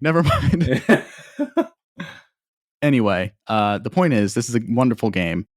It's a huge success, sold well enough to start a franchise with 4 mainline entries as well as some spin-offs. Again, we'll come back to that later. The Xbox 360 version currently holds an 85 out of 100 on the review aggregation website Metacritic, but we're not here to reduce the legacy of this game to its success. Money isn't everything. We've talked about this just now. Like, money isn't everything, and neither is acclaim. We're here to talk about what this game means to someone who played it, their personal relationship with it. So let's get into that, Roman. Do you like ghosts? What about monsters or haunted houses? Evil furniture stores? Cannibalism? Doppelgangers? Childhood mysteries that involve a strange cult or a scary clown? If you answered yes to any of the above, you may be eligible to become a patron at the Dead Letter Society's Library of Terrors. Dead Letter Society is a book club podcast about horror, mysteries, thrillers, and all genre of things that go bump in the night. Every episode, me, Marn, and my wife Alyssa pick a book from our Library of Terrors to read, then come together to discuss it live on air. Which characters did we get too attached to? What plot twists shocked us? Which scares fell flat, and which had us jumping out of our seats in anxiety? Which character deaths made us lie down on the floor in anguish? You'll just have to join us here in the Library of Terrors to find out. Dead Letter Society is a proud part of the Moonshot Network. You can find us on Twitter at Dead Letter Pod, and you can listen to us wherever you get your podcasts. We'll see you soon at the next meeting of the Society.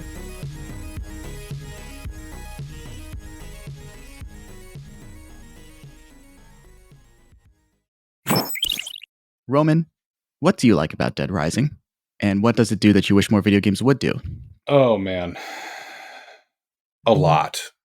I like a lot about Dead Rising.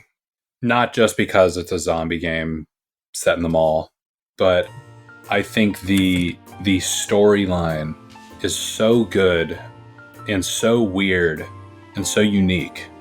I don't know. I've never really played anything like it. I also think that it is a very fun and funny and at the same time scathing commentary on America from a Japanese perspective. Oh yeah.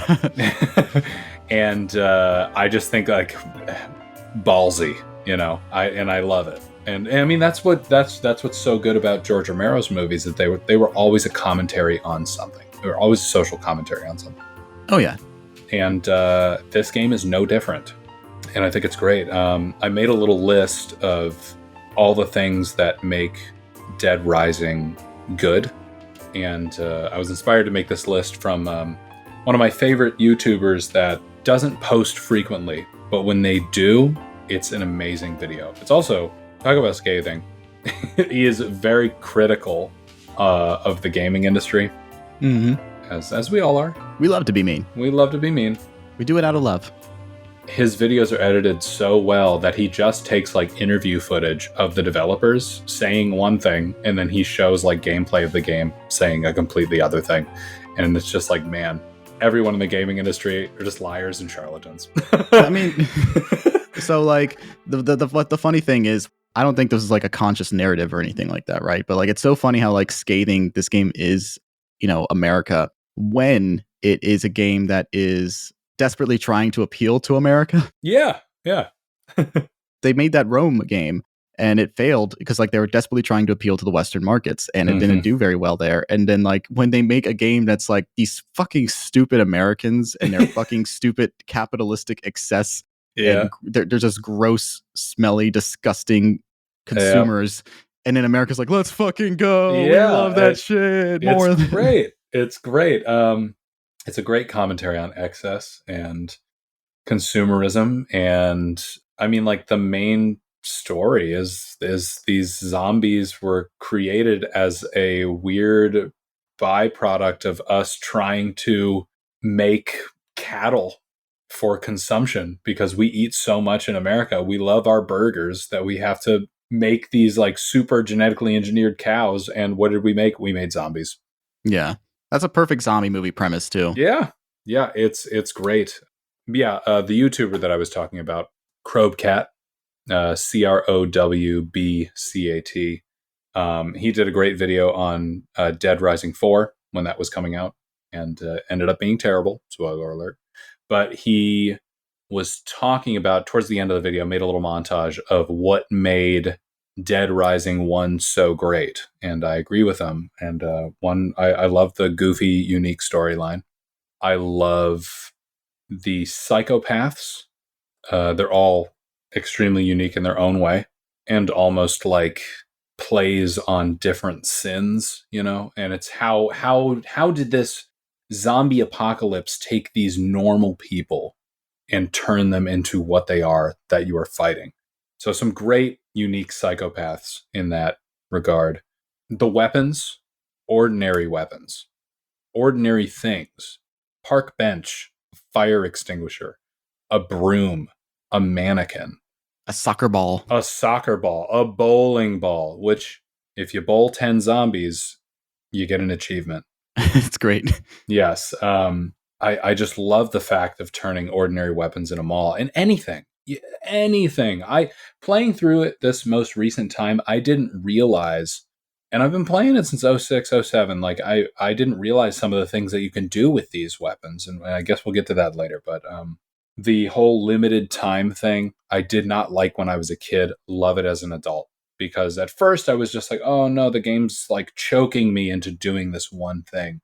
But I realized just like that is kind of what makes this game great. It is what makes this game scary. It's like, oh my God, I'm going to miss a scoop. Oh no, Otis is calling me in the middle of this zombie horde. I have to save this person. But if I go and try and save this person, I might not make it back to talk to Isabella, and the story might fade into darkness. Yeah, I mean, that's the thing, right? It's one of those mechanics that is actually like working thematically with this game's ideas of excess. And it's almost like, if you want more, aren't you just like one of those sloppy piggies we're talking about who constantly need food all the time to eat, or like that kind of thing? Like the last title card is the game being like, and yet he complained that his belly was not full. Which, so badass. That's incredible. My album name. That's my new album's name. It's like a very absurd and silly and goofy game, and it's not taking itself so seriously, but it is just really, really refreshing to see a game have this mechanical mutualism with its themes. And speaking about it's like excess and making fun of it. Yes. And I think that's another thing that I think the series going forward was like, oh, this is a comedy game. It should be filled with a ton of jokes. What's funny about the original game is it's taking itself 100% seriously. Like, Frank West is not cracking jokes. What in the world?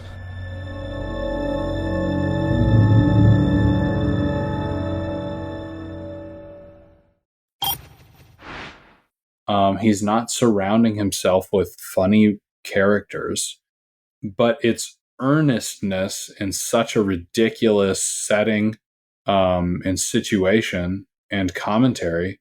The comedy comes naturally, and I think that as the series went on, they tried to make it funny, and there's nothing more unfunny than someone trying to be funny.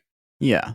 When a clown is juggling chainsaws and trying to kill you, Frank's not like, is that a freaking clown trying to kill me with chainsaws? All these characters take themselves super seriously, and they're goofy and weird and absurd, but that's up to you to laugh at that. It's not trying to like mug the screen for anything. And it's like, it's a boss battle. You just got to deal with this thing. How you feel about it is secondary as comedy, because this is trying to fulfill the needs of being a video game first with memorable experiences. Yes.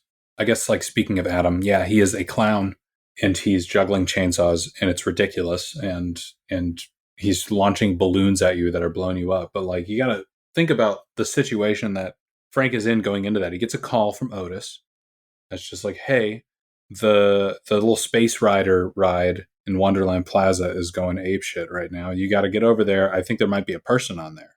Great. There might be a person on there. So you go and investigate. As soon as you press the button, Adam shows up, and he's sad clown. He's sad.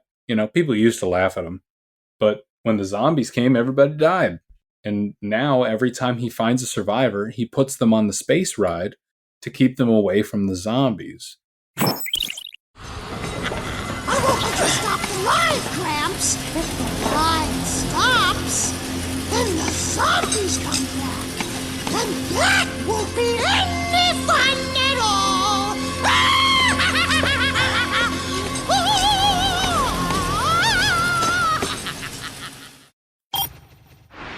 And there's a little moment where Frank is looking at the space ride and he sees 2 dolls on the space ride and they're just soaked in blood. And Frank's just like, oh shit, this guy's going to try and kill me if I turn this thing off. And then boss battle ensues.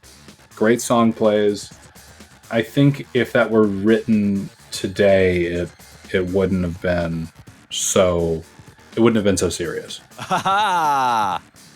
It's very mindful of zombie movie traits and characteristics and what makes the good zombie movies good and what makes the bad stuff bad. It's almost like a game that assumes that the audience is smarter than the game is in a lot of ways, where it's like, we're just having fun over here and we're not just gonna like be too in your face about it. It has a pretty good balance of everything, as you know, absurd and goofy as it is. I can't get the word Santa Cabeza out of my head because I know Cabeza just means Saint Head. Santa Cabeza. But it takes it's so funny growing up. We need to like interrogate Capcom's relationship with the Spanish language because it's not great. I mean, the Larry the Butcher literally has the Chinese symbol for meat tattooed on the back of his neck. Like, this guy is dedicated. They didn't stop with the American stereotypes. You get Santa Cabeza, you know. It's just like, all right, let's what's Spanish? Let's get some Spanish in here. Yeah, it's like Del Taco Spanish, where it's like, of the taco, okay. Yeah, it's great. It's you're living in a world of caricatures, and they just chucked a bunch of zombies in there. Like, everything in the game gets fucked up right off of the bat because a little old lady can't live without her precious sweetie baby doggy. Madonna! My Madonna is out there! Oh, What are you thinking? Get off! oh, wait, baby! I'm saving you, baby! Wait for me, sweetie! Madonna!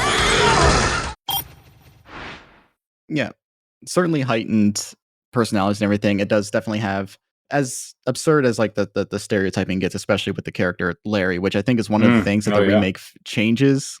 But there was like people being mad on the internet, racist being mad, being like, they changed his character model so he doesn't look like a yellow peril stereotype. And it's like, well, probably for the best. The Japanese haven't been the kindest to the Chinese over the years. So. Certainly not. But yeah, but like for the most part, I do think this game's like not laser focused with the satire, but so much as like just maintaining this like heightened tone that doesn't go over the top ridiculous so far as to take you out of it. Everything is like absurd to a point of like either trying to like freak you the fuck out or, you know, make the game more fun on an engagement level. Like, the things that scare me the most in this game are like the prisoners in the courtyard driving around, because like that feels like a more focused threat than zombies shambling around en masse.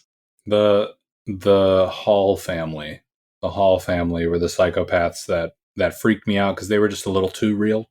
Mm-hmm. They were the family of 3, the snipers that you meet in the entrance plaza, which the dad is actually voiced by Spike Spiegel, which is very funny. Yeah, Spike Spiegel voices him, and he voices the guy in the hardware store. He's like, name and rank, soldier. Oh my god, he voices Cliff? Yeah, he's Steve Bloom voices both of those guys. That's funny. I love Cliff. That's a great psychopath, and he looks just like Michael Rooker, which is kind of funny. A bona fide white milk American. Yeah. But wow, that's crazy. I didn't know that he was Cliff. I totally hear it with with Mr. Dad Hall family guy. Yeah, I was able to immediately clock Steve Bloom as the patriarch of the insane. Those are the ones they scare me because that's a little too real. But that's also the scathing commentary on America and our relationship with guns. Yeah. When it's doing like the stereotypes of America, it always feels like, haha, true.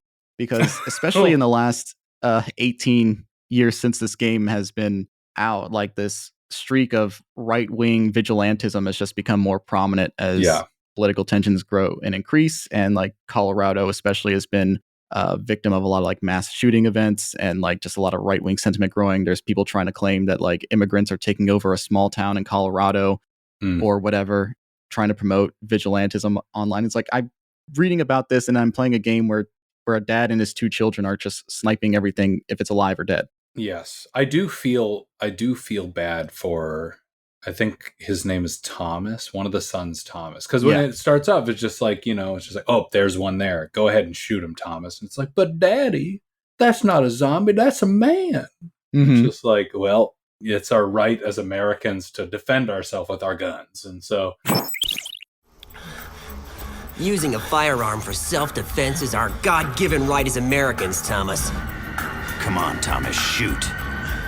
Shoot him. I always felt like that character of Thomas should have been savable.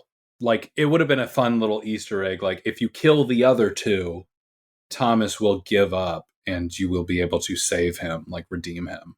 Because there's one survivor, there's one psychopath, Paul. He's kind of like the incel character. It's just like, women always laugh at me, so I'm going to throw a Molotov cocktail on you. He is savable, which a lot of people don't know. It's like I didn't know that. Yes, Paul is savable. First, you defeat him. Try to defeat him in the store, because if he gets out of the store, he's absolutely miserable to chase down. Kill him. He slips. He drops the Molotov cocktail on himself. He's set on fire. And then Frank has that beautiful cutscene. All these cutscenes are so well animated and mocapped. Like, it feels so fun. Like, all these timeless animations are just great and very, very unique and fun. But first, out of the cutscene, take a picture of Paul. It's an outtake, his crotch on fire. Take a picture of Paul, get that PP. Second, you got to go and grab the fire extinguisher, which is conveniently placed right behind him. You pick that up, you point it at him, and you shoot him with the fire extinguisher. You blast him, use the whole can, and he gets up and he's just like, I'm sorry. And you can actually save him. And later on in the game, he calls you back to the safe room, and he's just like, hey, please, when we get out of here, don't tell anybody about this. It's very embarrassing.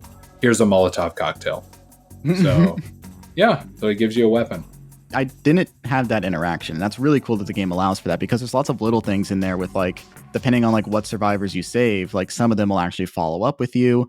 One of them actually tries to cause a problem by being like, this is all taking too long. Why the fuck aren't we like fighting our way out of there? Is that Kindle? Kindle, yeah. Like Kindle. Kimball or Kindle or something like that. Yeah, he's in a what's it called? A tuxedo and a shotgun. Every time I see him, I'm just like, it's James Bond, baby. That's a character. Like, that character doesn't even have any voiced lines in the original game. He's just a character that talks exclusively in text and just feels like a defined character, and even like goes so far as like, once you bring him back to the safe house, he's like, I'm getting antsy and this thing isn't progressing fast enough. And if you don't go back in time to calm him down, like, it kind of like fucks you over. If you do not get back there in time to calm down that situation, all the survivors in his room will have left and died.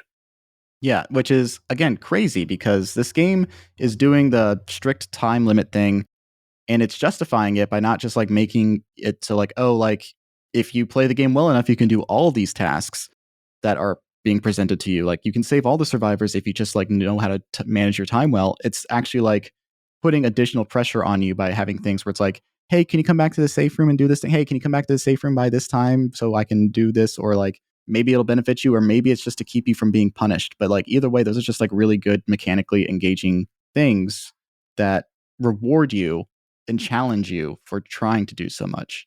One thing that I love about this game, and it's something that I wanted to do on this final, not final, but the last playthrough I went through. So I wanted to get the Saint achievement. I've never been able to get the Saint achievement, and that is get 50 survivors out of the mall. And that means every single NPC, escort NPC survivor. I also got the achievement of carrying 8 survivors at once back to the safe room, which... Crazy. Holy shit. What a frustrating scenario. I didn't get the Frank the Pimp achievement. I got to do that on another one, which is have all 8 of the survivors be female, which I will do eventually. But it was very tasteful, very 2006. Yes, Continue. Very, very 2006. I will get it eventually. But the 8 at once was just kind of a happy accident, and that Paul was one of them, the survivors. But I just love how much personality every single survivor has. I remember all of them, like A Mother's Lament, the one lady who's has the limp, so you have to carry her, and she's so distraught because she watched her daughter get eaten by zombies. There were like 3 punks that are shacked up in the gun store. If you have defeated Cletus, like on the first or second day, on the third day, there will be 3 punks that are in there, and you have to talk them down. You actually have to show them a picture of the air vent that you've been going through to save them. You'd be like, hey, look at this picture of the air vent. It's real, I promise. And they'll be like, oh yeah, I'll come with you. Kindle, who I thought was like the coolest guy ever, and then turned into a dickhead. And I was like, oh God, I got to talk this guy down, is great because you don't have to worry about him because he has that shotgun, and you're escorting Isabella at the time. And so it's good to have like someone backing you up with a shotgun. One big one that I remember is, I think, Tanya and Todd. Tanya and Todd. Todd is injured and thinks that he's a burden and doesn't want to go with you. But Tanya will not come with you without Todd. So you have to just keep talking to him. Eventually, Todd is like, okay, well, don't make me feel useless. Give me a gun. If you give Todd a pistol, he'll kill himself. He'll shoot himself right there. And I was just like, yeah, come with me. Here's the gun. And he does that, and then Tanya won't come with you. And you're just like, oh my God, I fucked this whole thing up. And so on this recent playthrough, I'm just like, I know what you're going to do, Todd. But eventually you get him back to the safe room, and he thanks you and all that stuff. So it's a tough survivor, but I love that there's so many little quirks to them, like finding the Japanese tourists in the bookstore, and they won't come with you because they don't understand you. You're just like, God, what am I supposed to do? And you can go around the bookstore and find like a Japanese for Dummies book. And it's like, Frank, please come with. I am good. Like in the Japanese, and in the Japanese subtitles, they're like, oh, this guy's an idiot. But yeah, like they're speaking very intellectually with one another. It's not like stereotypical, like broken Japanese or anything like that. They're like just having like a very civil discussion. And then he's like, I think this guy might be foolish. He's like, yeah, this guy's a fucking idiot. Yeah. But like he seems harmless, so we'll go with him.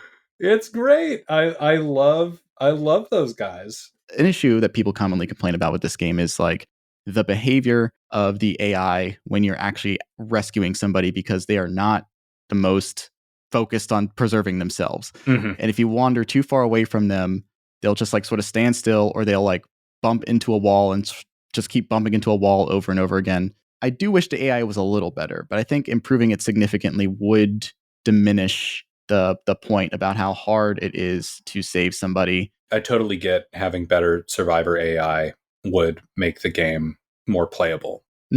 But I feel like these survivors are people. They're real people. And there's a lot of idiots out there. And I feel like if I was Frank West and I was escorting 8 people through a horde of zombies, I'd be hearing a lot of Frank. Yeah.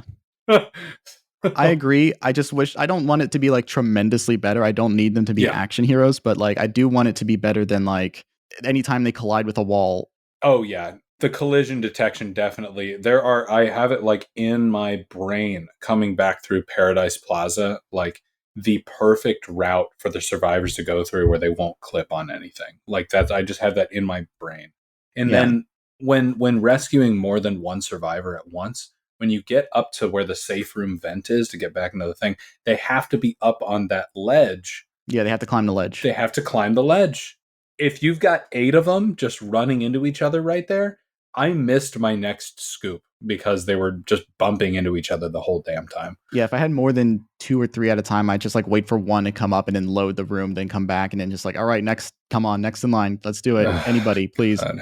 And I understand that like that's probably something that the game programmed for, to like be like, well, stop hugging the wall and then climbing on top of things so much because the NPCs don't like it. Try and like force your way through the sea of zombies, which is, you know, the thing that you would like instinctually try and get away from. But I feel like that's what it's trying to make you do, because anytime I would like, because like my path of like taking people through was like I would cut through Wonderland and like take that bathroom shortcut. But like you have to Yeah. lead them down a narrow hallway, and getting them through that bathroom door is the most annoying thing possible because you have to take them to the women's restroom, and then there's that shortcut you take through there. It is a pain in the ass to get them into the bathroom, and it's a pain in the ass to get them out of the bathroom. And then like there's a little like patch of grass right outside the bathroom that I like to immediately climb on top of. But the thing is, you have to get the NPC to climb on top of the patch of grass or then like off of the top of grass if you're taking anybody with you. It's fine if you're cutting through that way. Right. But the game really doesn't like you doing that because the NPCs just keep wandering around and don't know how to get up and down things. Like they're like aimless Sims. You know what I did find out? I found out that there was like a scale when programming the NPCs where it was just like useful and can hold their own to absolutely useless and needs to be babied by Frank. And so they set every NPC on this track, and it's like Kindle is at the far end of the could totally hold his own type thing and can use weapons and stuff like that. And then like at the useless, there was like God, what was her name? You rescue her from the convicts. Her friend is killed with the baseball bat, and then she's just wandering the park aimlessly. If you're not holding her hand, she can't carry any weapons or anything. And if you're not holding her hand, she will completely run away from zombies wherever they might be. So she'll just run around and crazy. So she's a useless NPC. And I wish I could find where that scale was. I saw it on the internet. It was great. But the developers actually like thought about this. Just like they're like mental fortitude, like how the zombie apocalypse like affected them. And it's just like, yeah, it's cool. I liked it. Yeah. It's a game where like I do wish that the game didn't lean so heavily on sexism because I'll think none of the girls are able to carry weapons with them. Some of them can. When you rescue some of the girls from Joe. Oh yeah, there's a couple of Joe ones who can carry weapons, but the vast majority of the women cannot, as I recall. And like most of the men can carry weapons. There's only a handful of men that can't, like the elderly men. There's one you save from the antique shop that has all the cool swords and axes. Yes. Ironically, the guy in the axe and sword shop cannot hold weapons. Gil, the drunk guy, the wino. You find him. I think it's actually because of the guy, the old guy in the antiques shop, who's like, I want to die surrounded by art. And Frank West is just like, you want to survive around this cheap shit? You know, I can make better art in the toilet. And yeah. And so he's like, all right, I'll come with you. But he's just like, I would love a fine wine right now. It would really take the edge off. So you have to go get wine. You go to the food court, and there's just this hammered dude just at the bar, just down in wine. And you're like, dude, you are too drunk for me to even save you. I'm leaving. And he's just like, wait, what? Oh, okay, I'll come with you. And you have to like stumble him back to the safe room. But yeah, it's fun how like some survivor quests lead into other survivors. It's just cool. And the game isn't as once you like figure things out, and I love doing this organically. I didn't try to use guides for anything. I think I looked up a guide once for like a thing to see if it was possible. But there's certain ways that you can really take advantage of things. And I think that's the game trying to balance the fact that you can really exploit its systems if you know what to do, because like weapons will consistently spawn in the same place. So if you run out of, when you beat the clown psychopath Adam, his mini chainsaws will always be there. And you can pick up a mini chainsaw, leave the area, come right back to the area and pick up another mini chainsaw. And then like you can fill your inventory with like 3, 4, 5 mini chainsaws if you so choose to do. I don't think I ever really realized that. I knew that some would like respawn like the Mega Man blaster, the Mega Buster. You know? Yeah. If you like, I think I lost it in the mall once, and I came back to the safe room and it had respawned for me. I was like, oh, that's great. The gun store will never run out of guns as long as you reload the area again. The food store will have food there consistently. The smoothie shop will make the best, like most healthful smoothie that will recover all your health very consistently, and you can functionally make unlimited smoothies. Yeah. Infinity mode does a good job. We'll get to infinity mode later. Does a good job of actually doing like a survival thing, and doesn't give you unlimited resources. You actually have to go out of your way to find resources in order to survive. And I really love that mechanic because like they thought about this. And they put it as a bonus mode that you can get as far as you can in. Yeah. But in the base game, they're like, go nuts. We'll let you pick up that mini chainsaw as many times as you like. You can make as many smoothies that give you full health as much as you like, or make you run faster too, or something like that. The resources will consistently respawn. And once I got used to that, or another thing, right, where I would take a weapon down until it was like about to break, and then I'd give it to an NPC, and then suddenly like the mini NPC can carry that chainsaw that was about to break, and then they're actually useful in clearing out the field for the NPCs that can't carry any weapons. It's one thing I didn't take advantage of when I was a kid were the books. If you have a certain book in your inventory, it will buff certain things. Like if you have like, I don't know if it's like a cookbook or survival book in your inventory, healing items will heal you a couple more bars. The mini chainsaw is probably the most famous example of this. What's it called? If you find the criminal biography book, it buffs the chainsaw from 80 hits to, I think it triples that. Yeah, it's like sharp object or like sharp weapons, which include swords, like the best weapons in the game, will last 3 times longer. If you have the criminal biography book, it triples that. If you have the engineering book, it will triple the tripled number. And then if you have it's like a serial killer book or something, or like sharp edged weapons, it will triple that number. Going from 80 hits on zombies to 2,160 hits. Damn. And I went through that game with too many chainsaws. So I did get the zombie genocider achievement, which is like you kill 53,200 and something zombies. It's one more than the population of the town, I think. Yes. Get them books, read up, stay in school, kids. This game promotes reading. It does. It absolutely does. It's not, I wouldn't say easy to cheese, but like once you have a feel for the mechanics, you can certainly make things a lot easier. Like you can turn certain boss battles into like basically nothing as soon as you figure out their attack patterns or figure out a way to exploit them. Like you mentioned the Hall family, I would hide in the jewelry store until they got close enough to try and shoot through it, because like their whole thing is they're sniping you from a distance and you got to figure out how to get them in close quarters. So I would just lure all 3 of them out into the jewelry store, and then I chase them around with a melee weapon and knock them out one by one. Yeah, and they will run faster than you unless, I think like around that time I was fighting the Hall family, I think I was like level 26, and so they were like so much faster than me. But by the time you go back as like level 50, it's like you could chase these guys down. Yeah, every boss has their own quirks, and I think the game really does want you to cheese it if you can. Yeah.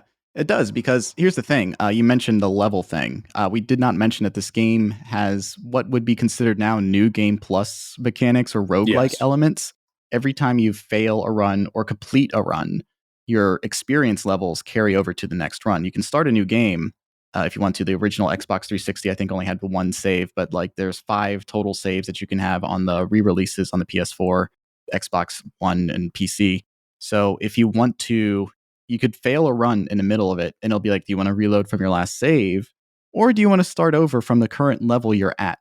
So like you can just like take the things that you've unlocked, like the jump kick and the dodge roll, and carry them over from the beginning, and you're like, holy shit, this is going much faster. I actually have more time to do things now. And you keep your goofy outfit. Mm-hmm. So you can go back into the cutscene dressed up like BoJack Horseman. The way that Frank says, yeah, every time he tries something on, it's just burned into my brain. My favorite is when he puts on some new shoes and he goes, He has his little walk. Yeah. The creepiest one is when he dresses up like a child and starts doing that jump. I don't like it. It looks like a crop top. Yeah, a crop top. But it's interesting going back through the game with the Mega Buster and just one-hitting every boss. Just going right up to all the military guys and just blasting them with the Mega Buster, 1-hit kills, is so satisfying.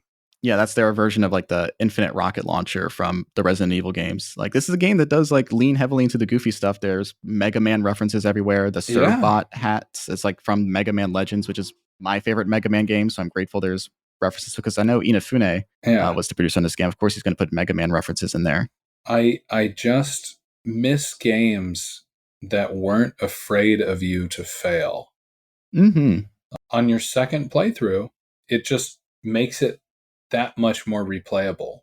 Yeah, I didn't give up on a run. I was adamant about like playing through the mistakes I made and trying to take it as far as I could. And realistically, I was fine. Like, okay, I missed this side objective. This isn't the only time in my life I'm going to play this game. If I can continue to play the game without consequence, I'm just going to keep playing through it. So I did run into the hardware store, Psychopath, and I was like, I'm not equipped for this. I'm out of here. Yeah. And I tried to come back a few levels later, and enough time passed and he wasn't there anymore. And I felt bad about it, but I wasn't going to reload a save from a day ago to see what that would have ended up like. Yeah. And I feel bad because I looked it up and it's actually really sad. It is a great boss fight. I think Cliff is definitely in my top 3 of the series. What are your other favorite psychopaths? Well, I think Adam is number 1, and that is kind of the answer. If you were to ask anybody what the best boss in the entire Dead Rising series is, I think everyone would say Adam. He's a clown with too many chainsaws, probably the best weapons in the game. He does say a lot about society. Yes, it's great, but he's an absolutely incredible boss, and the rewards that you get from him, and he's just iconic. And the voice actor, who voices acted him? Oh yeah. The guy who voiced the Crypt Keeper is Adam. Oh really? Yes. That's interesting because I know that Cletus was voiced by Goofy. Yes, he was voiced by Goofy, but John Kassir, the Crypt Keeper. I hope I said his name right. He's Adam, and it's just unforgettable. My second favorite is probably Cliff. Because he's such a sympathetic. I love a sympathetic villain. He doesn't know what he's doing. The situation that put him into this sent him into a Vietnam flashback, and you have to fight him, and it's so sad.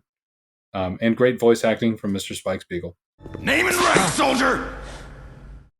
And then my third favorite boss is probably Sean, the crazy cult leader, because if I didn't like, that's also something that a lot of people don't remember. It's like every time I run into the cult for the first time, I'm like, oh my god, I forgot that these guys are in the game.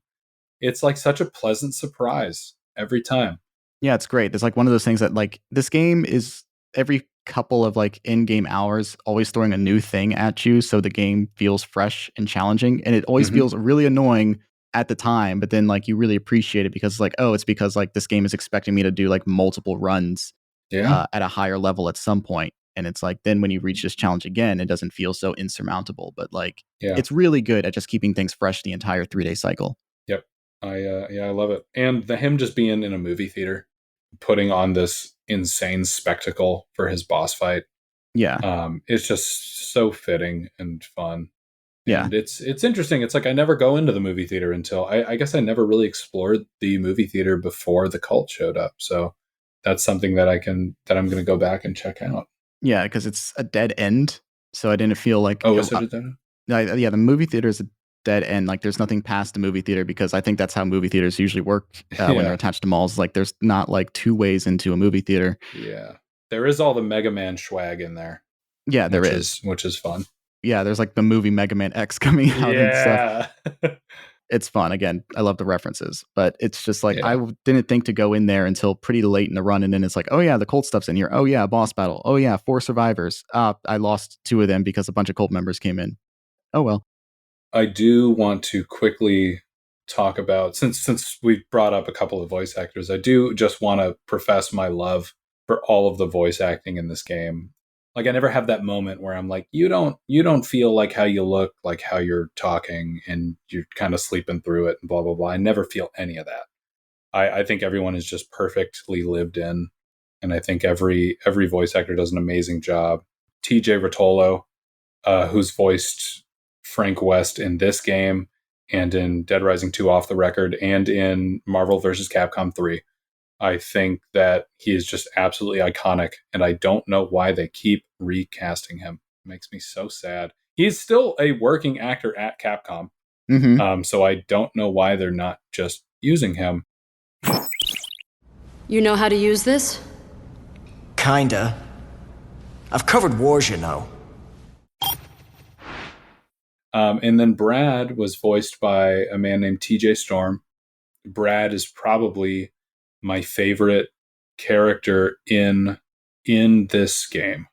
I don't know why. It's like every It's like every no nonsense cop character just like all rolled into one, who's like the skeptic that as soon as you convince him of like the situation that we're in, he's just ride or die. Yeah. He's just like, all right, Frank, we're working together. And I just love Brad. Yeah. I like the voice acting, and it's not because it's like perfectly delivered. It's Right. It's not realistic, but it is matching the tone of the rest of the game. It's something Absolutely. that's like cluing you into what this game is supposed to be like tonally. And what it reminds me of is like when you're watching a foreign film, a zombie film that's dubbed into English from like its original, because that's what it is a Japanese game dubbed into English with like the proper American, cadence that it should be in. But, it's made by a Japanese company. And like you can feel like the localization like be a little funky, but in a way that's actually enriching and feels realistic to watching a foreign zombie film. I like that detail. I mean, like I don't know how like deliberate it was, but it does just feel authentic and adds to the. It does. Yeah, it just adds to the experience. We can't dismiss anything as like maybe this was deliberate, maybe this was emergent, but whatever it is, it's part of its identity and it's stuff that works. I do want to, because we gesture at it a little bit. What are some things you just straight up don't like about this game? Aside from some frustrating AI, and while I know it's frustrating that you can't move and shoot guns at the same time, and that every time you take a survivor by the hand, you will automatically be facing not where the camera's facing, but where they were facing. So a lot of shitty clipping issues. But aside from not being able to move while aiming, I do actually like that in this game. Because as a gamer, it's just like, what am I going to do? I'm going to grab the guns. I'm going to grab the guns. But making the guns kind of like a mid-tier weapon in this game and forcing you to go out of your comfort zone and grab ordinary objects and explore, I think those limitations actually work very well with it. But that was a complaint I used to have.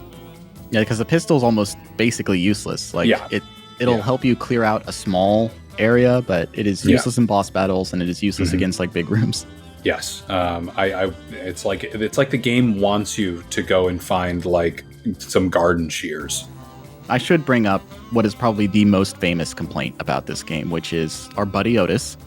Oh my god! No matter how long I play the game, no matter what, the Otis thing is bad. Early on in Dead Rising, you're given a transceiver so you can communicate with the survivors in the safe room. Whenever a new scoop comes in, Otis will call you on the transceiver and give you the details on whatever's like come up. Like, hey, I found some guys hanging out. I'm looking at the security footage here. Looks like there's a weirdo hanging out in this store. Or, hey, looks like somebody's crying in a corner in this store.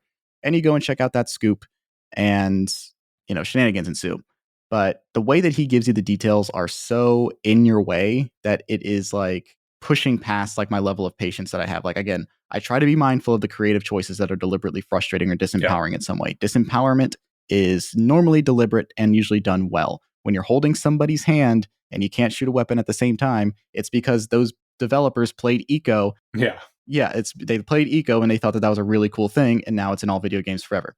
That being said, this game really fucking tries my patience sometimes. It's Otis. Like the problem with Otis, especially if you're going for the transceiver achievement, which I thought I did perfectly and I didn't unlock it. So which call did I miss, Otis? God damn it.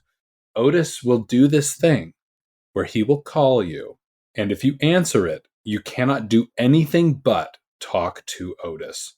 So if a zombie bumps into you, or you switch your weapon, or you have to save a survivor while he's talking, he will immediately call you back and be like, hey, don't hang up on me. That's rude. And then start his whole monologue over again. And at some point, Otis will give up if he keeps getting interrupted and you just miss that scoop. Yep. So it's like you either have to like endure it, like you have to either like wait until you're in like a relatively safe spot and then answer the call and then let him talk for what feels like an hour, but it's like maybe 30 to 40 seconds.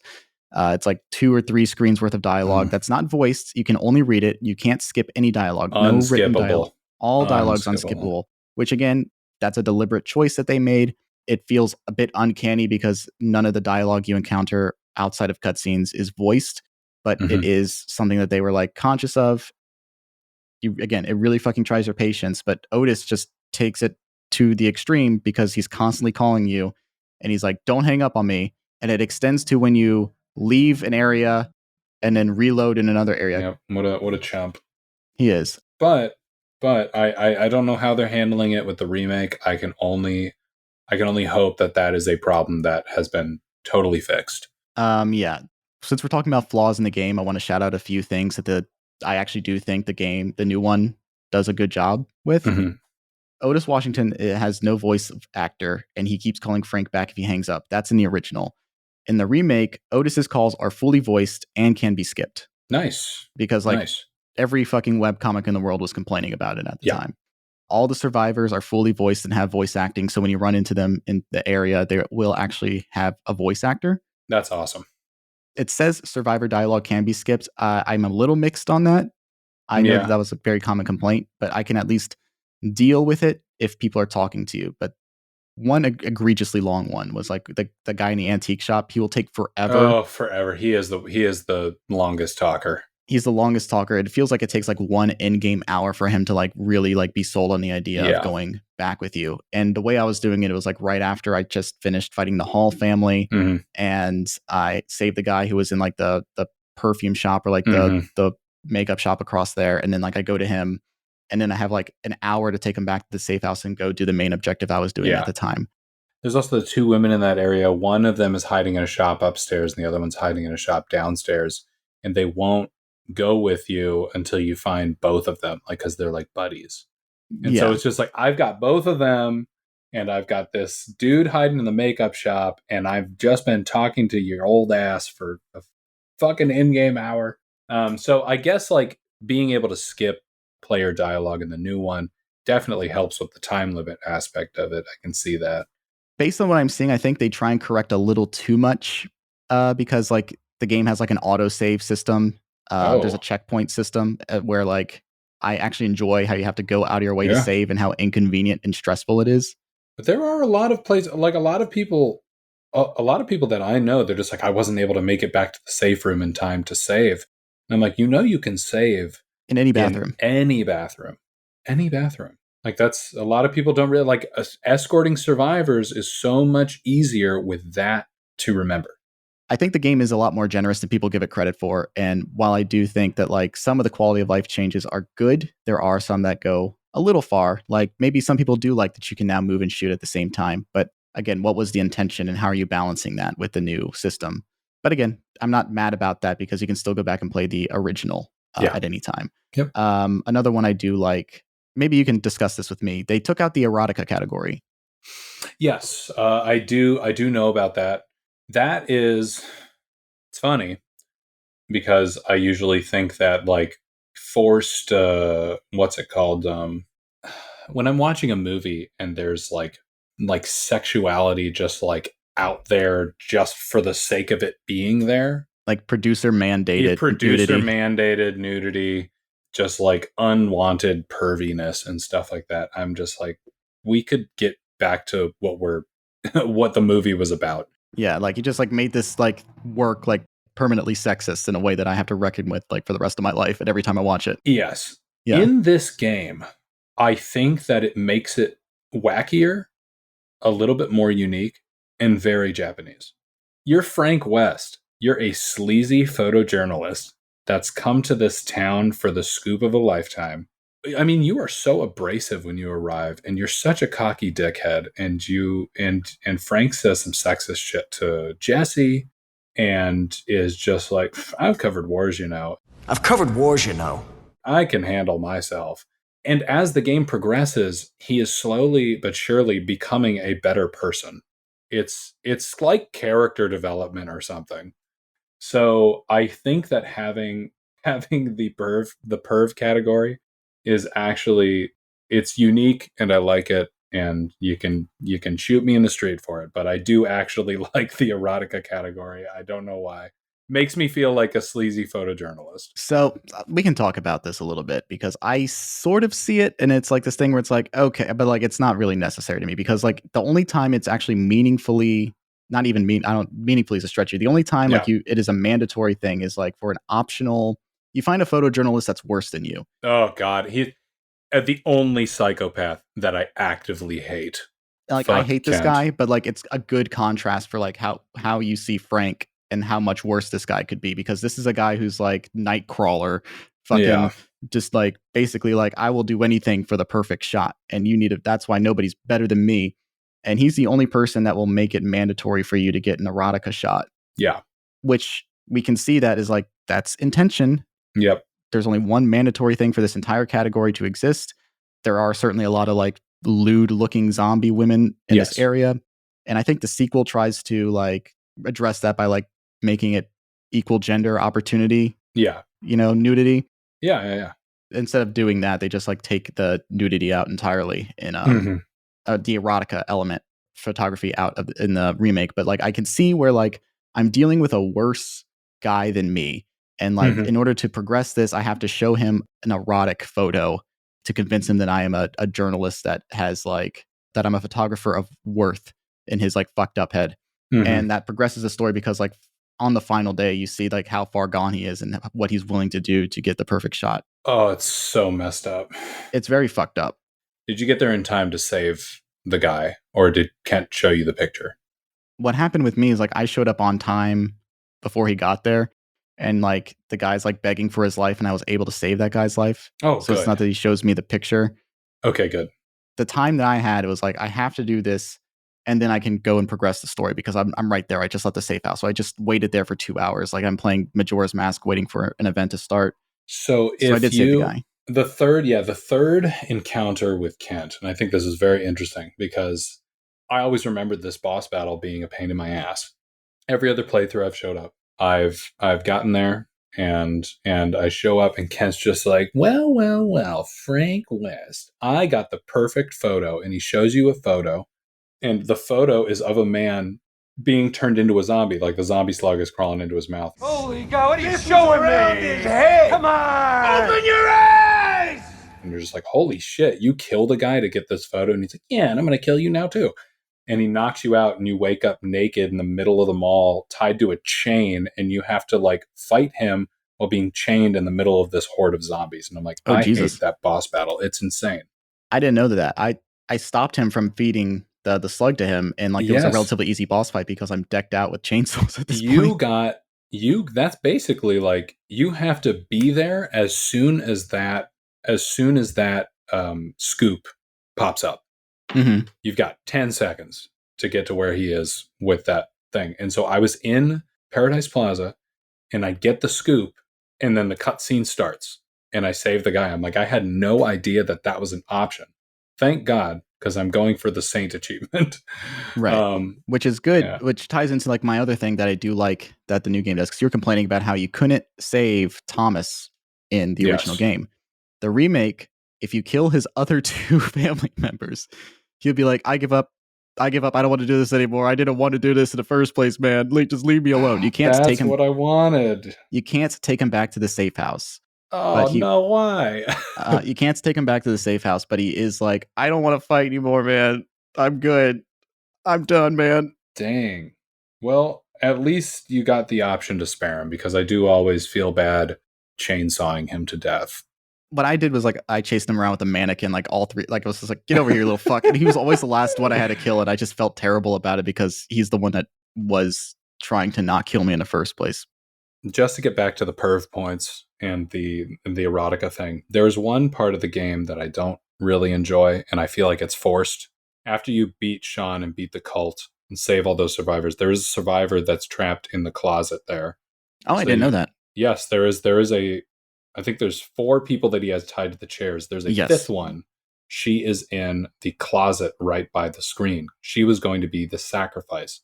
And she is like the stereotypical like hot woman. And so you get back to the safe room. Everyone thanks you.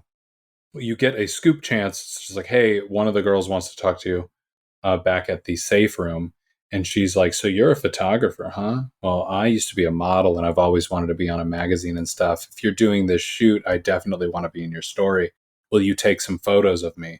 And so you basically have like a photo mini game with her like doing all these sexy quote unquote poses. And you have to get like an erotica shot that's like over 1,000. And she's like, great, put me in your story when you get published, will you? And I think that is like I feel like that would have been better early game when Frank hasn't grown yet as a person. At this part of the game, I'm like, I'm in the middle of trying to save the world right now, and you want me to be taking photos of you. Yeah. I am very mad. But yes, that is a part of the game that I'm just like, ugh. Because I do think it could be an interesting commentary to have erotica as a thing, because like they're zombies, they're eating people, and yet in this situation, women are still regarded as pieces of meat. Yeah. There's easy layup in there for you. Mhm. And that's taken to a point where, like, when you're doing it with Kent, that is functionally what it is to them. They're just pieces of meat to him. It's all spectacle, and it's something that can enrich him personally because he's a fucking freak. But outside of that context, it's really just leery and perverse, and doesn't really help. That's such like a, because like the cult thing is like day 2 at the earliest. So if that's how you're handling that, then like that's after, like, you have to give the erotica shot to Kent. So it's like, yes, it are is you better after than the Kent Kent one. at that point? Not, I mean, yes, you are for different reasons, but like in terms of how you regard women, absolutely not. I think it's an interesting character, and I think that her name's Cheryl.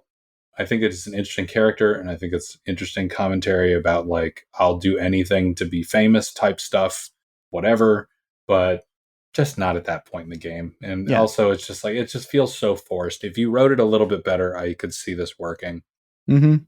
But I do like when the game wants you to take photos, because I think that a lot of people kind of put the photographer stuff on the back burner whenever they're playing the game. But I love trying to go out and get the funniest photos of zombies, or like how big of a shot can I get of like the biggest horde possible. Oh yeah, I love it when it goes. Yeah. Yeah. Fantastic. But I also love taking action shots of the survivors. When I'm escorting survivors back and I give like one of the survivors a shotgun and the other a katana, I will literally be walking backwards with my photos, watching them run towards me. And I'm just like, all right, do something cool. You know, I it's not even for the points. I just like having fun. Like, cause in the load times, it shows you some of your photos. Yeah. And I just like seeing like, oh man, I got a really great shot of a zombie exploding from like one of the punks with a shotgun. I don't know if this is a thing the game deliberately does, or if I just happen to get the perfect shot, but like, or something. But like, there's one survivor that I got, and I just took a picture of him doing nothing, just standing there, and it gave me like 10,000 points, and it just said his name, and I was like, yeah. So that might have been sometimes whenever you convince a survivor to like come with you, or they do this thing, a little PP marker will pop up above them. It's just like, oh, quick, get that shot. That'll be 10,000 points. Yeah. Sometimes it lingers a little bit afterwards. Sometimes it lingers a little bit beforehand. Because like I know about the action shot, the PP thing, because that's what Kent teaches you in the first day of the game. Yeah. But I think I was trying to get something behind him when I was taking the picture, and he's just sort of standing there like neutral, and it just says his name and then like 10,000 points, and it was just the funniest thing in the world to me. It's like, did that mean to happen? Yeah, it was just like right there at the split second at the end of that moment. But every time like I would go through it, like once in a while, like a loading screen would come up with like him just staring like fluoride face into the camera. That's awesome. See, I love shit like that. I see sometimes the jank just works. I mean, you know, like Bethesda is famous for it. Yeah, like, we love how broken our game is. Everybody loves it. We love that the horse can climb on the side of a mountain. Yes, yeah, we embrace it. Buy our horse armor. It's just like the jank in this is like artistic disempowerment that I can appreciate, whereas like the jank in Skyrim is like janky empowerment. It's like almost serving the opposite purpose. Yeah. This is a game that's doing maximalism, and not everything is quite perfect, but the jank is like a small price to pay for how much you can break the game and sort of bend it to your will with the tools that it gives you. Oh man, do they still have like the NPC character death scenes? Because like they're so mean. They are so mean. They want you to know that this man died. Here's the thing, it's very effective, and I feel so bad every time. Every time. That's why I was like, I got to do this Saint run. I don't want to see a single one of them getting eaten alive.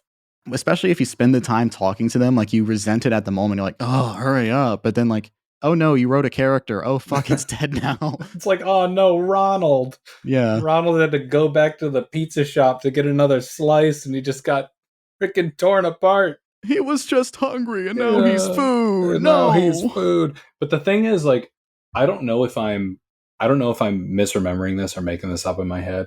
I think it's a really fun detail that if you kill a psychopath and there's zombies around him, the zombies will start eating its dead body. And same thing with the military. I think that's such a great detail. I wish more zombie games did that. Yeah. Did I misremember that the survivors that get killed by the zombies? Did I misremember that they will reanimate? They will come back as a zombie, and that's so sick. It's so sad. So it's sick. Like, now I have to put you down. I have to sick. deal with the consequences of my action. I love that.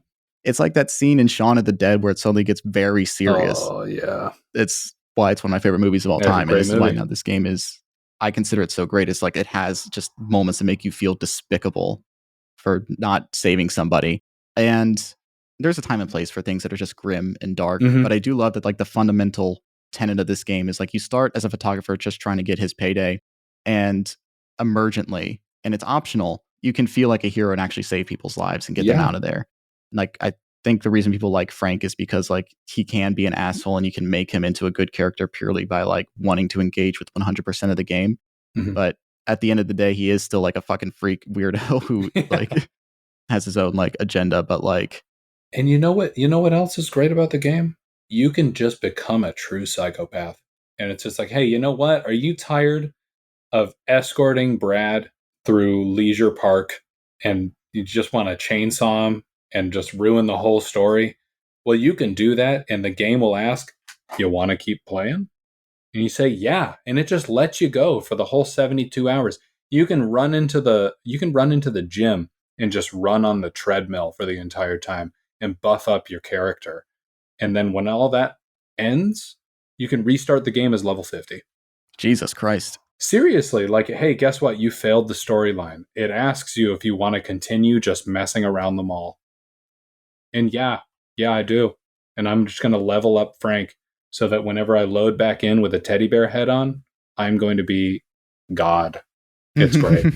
I'll never let anyone die again. No, never let anyone die. I have to wear the punishment of that first playthrough in order to be a better savior on the second playthrough. And again, that's why I like that your like stats carry over, because like you can make that not an emergent thing, that's a very conscious thing. You can make yourself better and prevent that from ever happening again. That's the Legend of Zelda Majora's Mask. You're taking the experience and the skills of everything with you so you can finally make a world when you finally get that final run, when you're doing your final Groundhog Day run. It's fucking great. That's why I feel like if I play a Zelda game, I'm going to like Majora's Mask the best. Yeah. It's my favorite game of all time. But that's why I love Dead Rising. It's because it really does give you total freedom. Everything in the game, including the storyline, is optional. It'll just make you feel bad. It'll just make you feel really bad. Yeah. If you don't do it. I am going to levy one complaint against this game. And maybe I'm being a little harsh because I can definitely see like the game being like, well, if you're bored, just go do something. You can't skip forward at any point in the game. You have to like wait for the time to actually pass to do the next thing. Yes. And there's certain things where you have to be in the room at an exact time. There's like one where it's like you weren't in the safe house when the next mission started. Like it could have been a call, but like they didn't call you. Too bad, you fail. Reload your last save, fucker. Wait 4 hours again in the safe room like you should have. It's so annoying. It's so annoying, but like you don't have the option to skip time in this game. And that's something that even Majora's Mask in 2000 did. It's like, oh, you're done with everything for the day and you need to wait for something tomorrow to happen. Yeah. You can skip a few hours if you like. It won't let you pick the exact hour in the original Nintendo 64 release. It'll just like take you to the next morning or night. But even just having like something where I can skip an exact amount of hours would have been nice.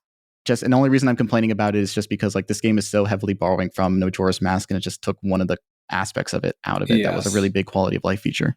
When you asked me like what are the things that you wish were different about this game, all the good to me blinded me from the things that I hated. And the things that I do hate about the original Dead Rising, and I mean hate, are Otis's calls and the fact that I can't look at my watch and just let the time go by. Mm-hmm. But that is really all I can think. If I could change anything, it would just be those two things. And then I would just give everything a heavy makeover. That's it. Yeah. I mean, I think that's fair. I think this game does pretty much, feels like all of its like limitations are intentional, like not being able to run around and shoot at the same time. I do have, actually, I wrote this down because it pissed me off so much. I had an encounter that made me almost like worried that I had to start a run all over again when I was on like there's like 7 cases for the main story. I was on the 4th one, and I was like, oh my God, am I going to have to start all over because I fucked up my run? Was it the boss fight against Isabella on the motorcycle? Yes, it was. Dude, I'm with you on that. Okay. What a fucking horrible boss fight. It's an awful boss fight. Awful. And like, I know what it's trying to make you do. It's trying to make you go up into the rafters and try and like take pot shots at her with like a thing. But like, if you're using a pistol, that's chip damage. You're not going to get anything out of that. If you have a sniper rifle, she's way too erratic on the motorcycle to get a clean shot. If you have the Mega Buster, the blast from the Mega Buster, it's a ball of energy that's flying through the air. It's not a laser like the pistols are, you know. So even if you're shooting at her, you're gonna miss most of the time. Yeah. So what happened was, I think this was around the time I was dealing with the Hall family or something like that, and that's why I was getting so annoyed at the guy at the antique shop for talking so long, because it's like, I gotta get to Isabella. Yep. I think that might have been around that time, but I could be misremembering. But I remember I was doing some series of like runs, and I was trying to push my luck. The point was, like, by the time I finally was able to go to Isabella, she only had like a little sliver of yellow left. And that's one of the things where, like, this is a longer complaint, but like, I have a very specific example of it. When you're showing me a meter that is draining, and like, you know, it's like starts blue, then it goes yellow, then it goes red, and then it's out. If it goes from yellow to red and I'm there, because I assumed the first time I showed up, like, okay, like, I know that's in the red-ish now, but like, I'm here, so the meter shouldn't run out because I just have to fight it, right? No, the meter still drains, and if that meter drains to 0, she'll just leave. The time is still going as you're in the middle of the boss fight. That time to interact with Isabella should stop. I agree. It's ridiculous. It's like, I'm fighting you. I'm like mid-fight with her, and then a cutscene plays where she runs away, and I'm like, why? It doesn't make sense. It's just like you ran out of time. And the thing is, I found out because I had to fight her multiple times, if you beat her and the meter's in the red anyway, she'll just die or run away, or the cutscene will play anyway. But it's like, why? If I don't have time, don't show me that I still have time. It's ridiculous. You're lying to me. So like, I thought like, okay, I can't do the boss battle the way it's intending me to because it's taking too long. If I do beat her and there's still time left, that doesn't count. What the fuck? So I finally came up with a strategy, and it was, I got a mannequin because it has really long reach, and it turns out that melee weapons are much more effective on psychopaths and boss battles. If I was struggling with a psychopath or boss battle, it's just like, okay, interesting, mini chainsaw, you're gone. But with her, I had to use the mannequin because, like, she's driving a motorcycle. If I even get close to her while she's moving, I'm going to fly backwards. So the mannequin has this long reach. I'm hitting her with it. Like, one hit's taking out almost a quarter of her health at a time. As long as I just hit her 4 times before that meter goes to red, I win. And it took me a couple tries, but I finally did it. And I was like, fuck yeah. You get the little cutscene where she's like, I'll see you later. Bye. And then you get to ride her motorcycle. And I was like, so jazzed. I was like, fuck yeah. Not only did I win, I get her motorcycle. I get on it with 1 health left, and I immediately crash and eat shit and die and have to do the whole boss battle all over again. I don't feel bad for you for that. You should have known. This game came out in 2006. You never get on that motorcycle. I got better at the motorcycle later in the game, and I remember like I had to kill time for like 3 hours waiting for something, and I just like got over there, and I just kept driving the motorcycle back and forth. That Isabella fight is broken. Is absolutely broken. That one needed a serious quality of life change. So I hope that the remaster, remake, whatever this is, took that into consideration. What drives me mad about it is also like the most egregious boss battle in the game. Like, it's the one that's just like, we just threw a boss battle in here to fill time because like it doesn't really fully make sense for her to go aggro on you, except like she's mistrustful. I never even consider her to be a psychopath in the game, but she is categorized as a psychopath. Which is weird because, like, again, the rest of the game is her helping you directly, and she's the most useful person. But yeah, no, like, I'm just, let me pick out a very specific thing to complain about. That specific boss battle and a sequence leading up to it was hell for me. I've got a complaint, but it has to do with survival mode or whatever it is. Not overtime mode. Is it just called survival mode? It's infinity mode. Infinity mode. I was trying to get the 7-day survivor achievement, or at least the 5-day survivor achievement on Infinity mode before the podcast because I wanted to brag. Yeah. Um, How'd that go? It did not go well. It did not go well. Okay. At all. First, I just played it just to dick around and see what was going on, and then I died, and haha. The second time I played through it, I really was trying and I was going for it. And to do that, you need 14 real world hours. You cannot pause, you cannot skip time, you can't do anything. You just have to play the game 14 hours straight while your health bar is slowly going down. You lose a health bar every minute and 30 seconds. And the only way to get your health back is to eat food. Well, the food does not respawn like it does in the base game. Yeah, you don't have an infinity smoothie that you can go back to in an emergency. Nope, you don't. The pies and the orange juices will be at the Smoothie King, but they will not respawn. The only way to get new food is to kill psychopaths. And now every NPC in the game, every human NPC in the game will be hostile towards you. First one you encounter right outside of the safe room is Otis with a frying pan. So it feels great to shoot him with a Mega Buster. It's awesome. But yeah, they drop a box, you open it up. Oh wow, a cooked pizza. Fantastic. I'll put it in my inventory. Turns out, meat will go bad in your inventory if it stays there for too long. Mm-hmm. And you actually have to cook the steaks and stuff and cook the pizzas and all that. So I'm doing pretty good. I don't know how long I'm into the game. I think I'm 8 real world hours into it or something like that. And it's 1 a.m. and I'm dozing off at my computer. I'm just standing on top of the awning by the Smoothie King because it's a safe spot and I'm able to dump all of my inventory out on the thing because guess what? If you got a cooked steak in your inventory and you don't eat it, it will rot. But if you drop it, it doesn't age. Just like real life, yeah. Just like real life. If you drop a steak on the ground, it will not get bad. Yeah. So Mythbusters has an episode on that, yeah. I'm surrounded by my food. I'm ready to go. I'm watching my health go down. I eat some food. It goes back up. I'm sitting on my desk, eyes closed, just nodding off, going to sleep. Oh my God. And then I wake up and I'm on the last frickin' bar and I freak out. So I grab my controller, I go, ugh! And I press the front joystick twice. And if you do joystick, forward, backward, whatever, in the same direction twice, you will do a dodge roll. Mm-hmm. And so I dove off of this thing into a horde of zombies and got eaten to death on day 4. Oh my God. The run did not go well. I was so mad. I feel awful for you. I'm sorry. I couldn't believe it.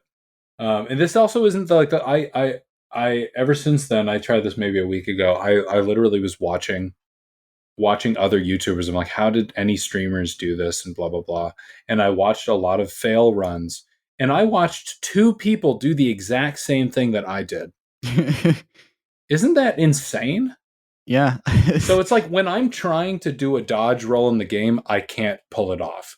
Like I'm trying to disembowel, I can't do it. But as soon as I don't want to do it, Frank is just like, hell yeah, you wanted to do a double lariat right now. Yeah.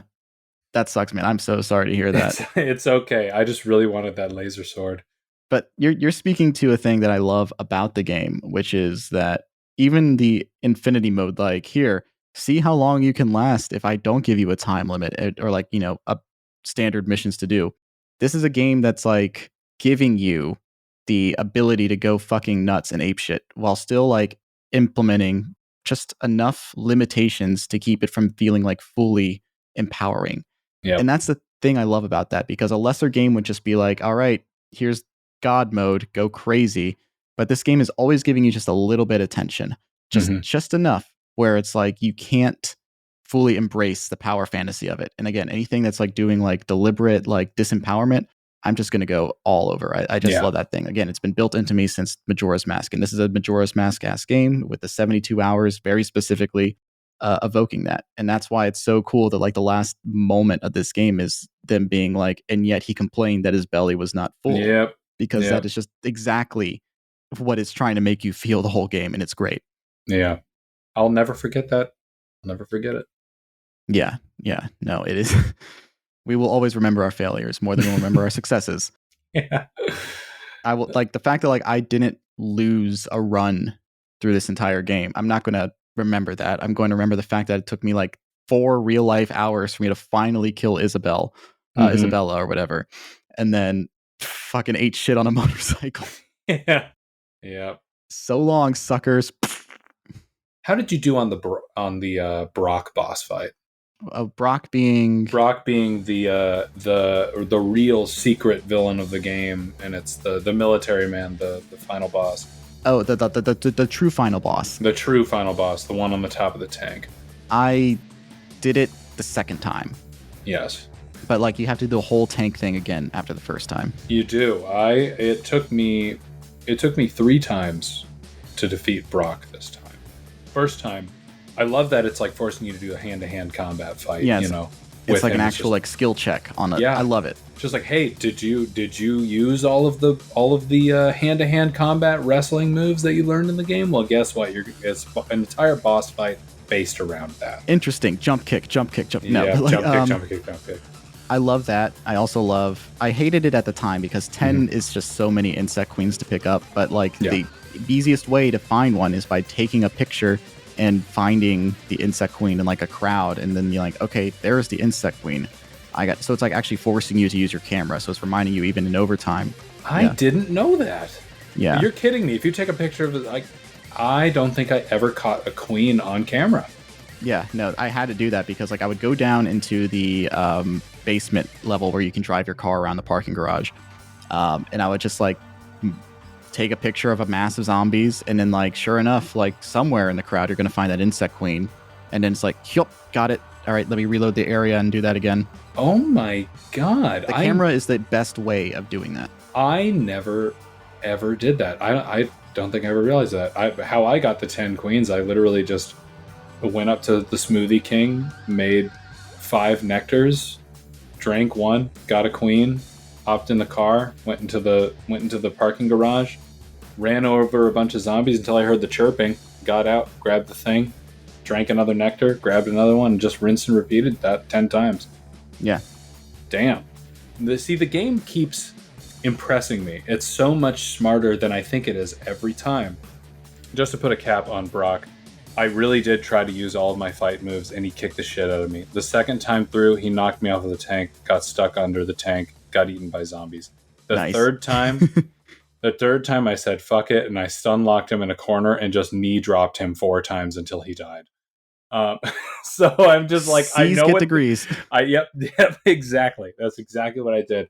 But I guess going back to the game being smarter than I think it is, I was in the food court, and I was trying to pick up something when I accidentally picked up a frying pan, and I was standing next to the stove, and the stove said use.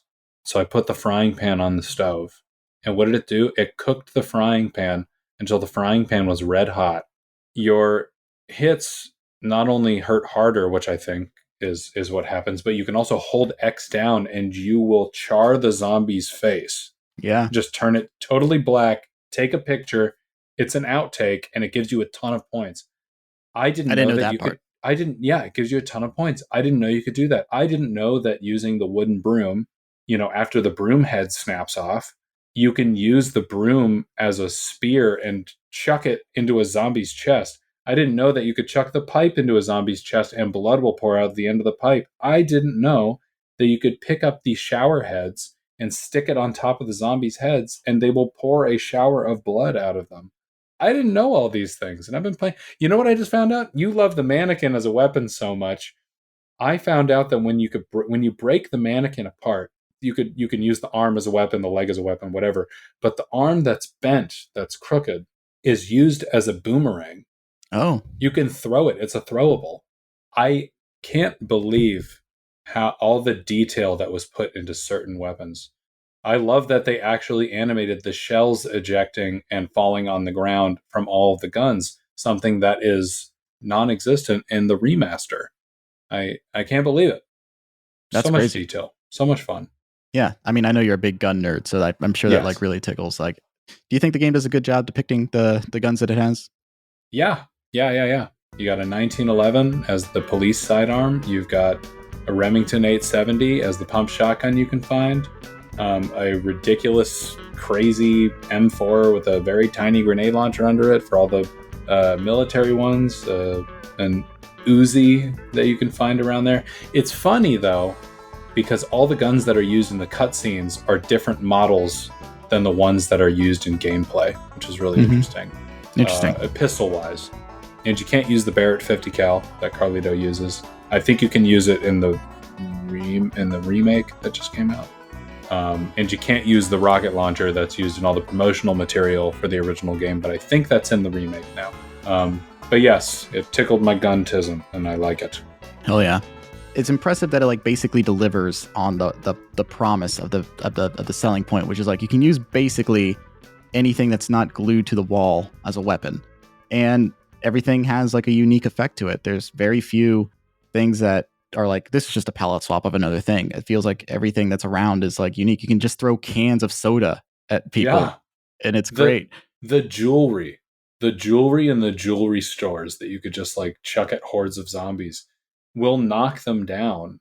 Every time I do the Mother's Lament one and I rescue, I don't remember her name, Lisa, I don't know, something like that, where you have to carry her and stuff. At an early level, it's really hard to get through those hordes of zombies, but if you have the jewelry in your inventory, you could just knock all of them down, run through them, and rinse and repeat. The only problem is, if survivors are not in your party yet, they are very squishy. They are very squishy until it says, oh, Brett joined your group. So when you're talking to her and throwing jewelry, you better make sure not a single pixel of that jewelry ends up in her hitbox, because she will be one hit killed, which is the first thing that happened on my Saint playthrough this time around. It was the funniest thing. My friend Eric was on Discord with me watching me play through this. And I'm like, yeah, I'm trying to save all the survivors. And then all of a sudden, a horrific scream comes from my screen. I just killed her with a handful of diamonds. Oh my God. And then Eric bought the game and we played it together. Nice. No, I love how many of the survivors like teach you an aspect of the game just by their location. Like the tourists that you save, and you have to learn to speak broken Japanese to communicate with them. Like that's in a library, so you have to learn how the books in the game work. The woman in the jewelry store shows you like, oh, I can throw the jewelry on the ground, and then they'll slip around and fall. There's people like hidden in little crevices. It's like, oh, there's like little hidden crevices I can like use to get around these zombie hordes or like hide from them for a second. That's great. And of course, like saving one of the people in the Wonderland will like unlock that secret mirror that you could use to go back to the main plaza to take people back to the safe house. Greg, what a Chad. Greg was the guy who gave me 10,000 points by standing there and giving me the fluorite stare, by the way. Oh, yeah, Greg rules. Yeah. So it's just like I have this picture that just says Greg 10,000. That's awesome. Yeah. He's great. I love Greg. Yeah. Saved my run many times. I do also like whenever Greg and Otis see each other again, they have like a little moment. It's just like, Otis, Greg, yeah. I think it's really cool. Yeah, coworkers. It accounts for that. The game accounts for so much. Yep. Yeah, I love this game. Thank you for introducing it to me. It is 100% up my alley, and I haven't been able to stop thinking about it and talking about it since playing it. Of course. It's not perfect. Again, like I don't like its gender politics, so to speak, and how like Isabella's always in like compromising poses and wearing sandals in an apocalypse. But I do think its satirical aspects are very funny. I think it does most everything really, really well. And it feels, again, I just love this like marriage between like goofy empowerment and absurd disempowerment. It's great. How do you feel about the other Dead Rising games? Dead Rising 2. I remember I was very excited for it to come out. I played that little teaser game that they released. It was kind of like the one that bridged the gap between Dead Rising and Dead Rising 2. I loved the setting of Las Vegas. I hated that the entire game was me taking care of my daughter the entire time. I felt like that's all that I remember from the game. I don't remember any of the psychopaths, really. I barely remember any of the survivors that I was rescuing. I just remember being so frustrated with trying to get my daughter Zombrex every hour on the hour. I did like crafting weapons, putting them together, making ridiculous weapons. Yeah. But I felt like that was all that the game had to offer. I think it was fun to like play with your friends and make crazy weapons and all that stuff. There's one part of the game that I think is very funny. If you drink too much like beer or alcoholic beverages, your character will puke everywhere, and then all of the zombies will be slipping on it like for the rest of the game. It's Nice. very, very funny. But I think it made itself a little bit too ridiculous and out there to the point where it didn't feel like Dead Rising. The third game, I think it really did just try and focus on the crafting again, to the point where I don't even remember the story. I just remember that you're doing vehicles now. And then the fourth game is probably the worst thing that I have ever played. One of them. Wow. They got rid of the psychopaths. They got rid of the ordinary weapons. They got rid of the limited time. They pretty much got rid of me caring about any of the survivors. There's no scoops. There's no mystery. It added selfies, which I actually do kind of like that. But it felt like I was on a track the whole time. And I did not like Frank. That's the hardest part of the game. All the goofiness and uniqueness was gone. It set it during Christmas for some reason, even though it's at Willamette Mall again. Yeah, I don't know. The apocalypse didn't happen during the Christmas in the first game. I don't know. It was just poor and made me sad. I have not played the remaster yet, so we'll get there. Maybe when it goes on sale. But I'm still playing the first game. I don't know. I'm going to, as soon as we're done talking about this, I'm going to go to a Halloween party. And then after that, what am I doing? I'm going to play Dead Rising again. Hell yeah. Great thing for the season. Thank you again for introducing it to me. I'm glad I got to talk about it. You know, I only played a little bit of Dead Rising 2, and that was before I played Dead Rising. A thing that's like really kind of like recontextualized in my mind a little bit is like how normal looking Frank is and how generic protagonist looking the protagonist of the Dead Rising 2 is.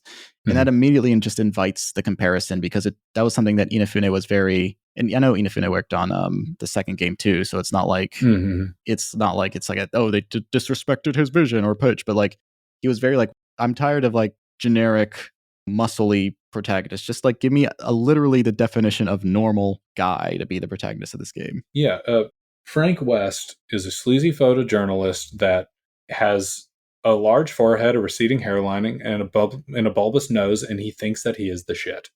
I love that. I love it. And I love how everybody else in the game is ordinary. And all of the people that are not ordinary were affected by the apocalypse in a different way, sometimes turning them into a psychopath. It's cool. It's just cool.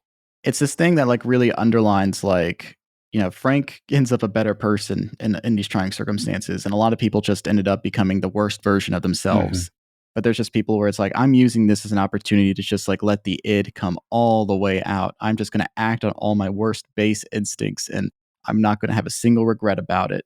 Yeah, Joe is probably the most extreme example of that. Joe, the police woman, she was just like, I am now king of my kingdom. It's just, I think that's the first time that I noticed in a cutscene, Frank won't even give her the time of day after he defeats her. Like, he's not even looking at her. He's like disgusted with what she was trying to do to these women. Yeah. Obviously Kent does like take things to the extreme, and even as he's dying, he's like, make sure you take a picture. And he's like, no, I'm not giving that to you. You're not getting the last wish, buddy. Sorry. You became the worst version of me. God, like there's just like really something nice about the fact that, again, like Frank, he's still a weirdo, he's still an oddball, but like he's covered wars, you know. He got better over time. That's good. What impact would you say this game made on you personally? Well, I think that this was the first game that made me realize that I like the kind of weird and out there challenging games that I like. I would almost put this in like the puzzle game category, where every situation that you came across, there is kind of like a puzzle element to getting it. Yeah. And it's like, I love this game. Like, I love Katamari Damacy. Like, I love Incredible Crisis. Like, I love all of these stressful, in-your-face games that are just so unique in how they twist the player into playing them. So I think this was the first one. I think this was the first game to break me out of my comfort zone. And I did it because it was something that I thought would be familiar to me. Zombies and malls. And what I got was a totally unique storyline and something that was funny and fun. That's a great way of putting it. Like it's a puzzle game, but like not in our understanding of, like, to use a similar example, Resident Evil has these like very weird puzzles that might pause a person. It's like, I just wanted a zombie survival game. Now you got me doing math and shit. What the hell? But this is a game where it's like the puzzle is like, okay, these guys are speaking Japanese. I'm in a bookstore. How can I like figure this out? Or, you know, like I need to make food for this person, so they'll come back with me, and like something like that. Or like this person needs me to bring food back to them by a certain time. It's like a hyper violent version of like a Diner Dash game where like you're just like juggling a bunch of things at once and hope that everything comes out on time. And you're going to break a few eggs in the process of making this omelet, but it's a hell of a ride that you're on. It's a good one. It's a great ride. Yeah, you said it's influenced your taste and how you've like sought out more like challenging experiences. This is something that's felt really refreshing to play, because I see a lot of games I've been playing lately be very relaxed about like, hey, don't worry about it. And that's not a bad thing. I don't mind it when I'm playing. I'm playing Dave the Diver right now. I love how chill and laid back it is about its progression. Hey, get there when you need to, buddy. That's not what I'm playing Dave the Diver for. But it is just like really refreshing to see a game like really try and challenge the player in an environment where they weren't expecting to be challenged, and it being a better game for doing that. Like the game Journey is a great game that makes me cry pretty much every time I play it. But I like that for totally different reasons than I love Dead Rising. You know, Dead Rising is a game. It's just like, listen, I need to be stressed out right now, and that'll do it. It's interesting because like the last game I covered was Shadow of the Colossus, which is doing a lot of intentionally obfuscating things that could come across as like, why did the developers do this? Why didn't they make it a simpler control scheme?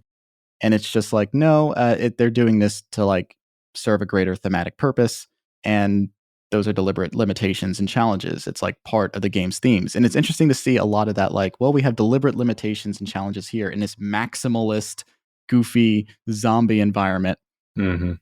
That's why I love video games so much. It's like you can see like the same sensibilities and like thought processes just be applied to things of completely different tones and stories and ideas, and they just work really well. And you never think to make that comparison, except for the fact that I just played this and Shadow of the Colossus back to back, and I'm thinking about that design philosophy. But yeah, that's everything I have to say about Dead Rising. Is there anything you wanted to say before I moved on to the next section here? No, I think all I got to say is read your books, make a smoothie or two, grab a mini chainsaw, and have fun. Yeah, and heat up that frying pan.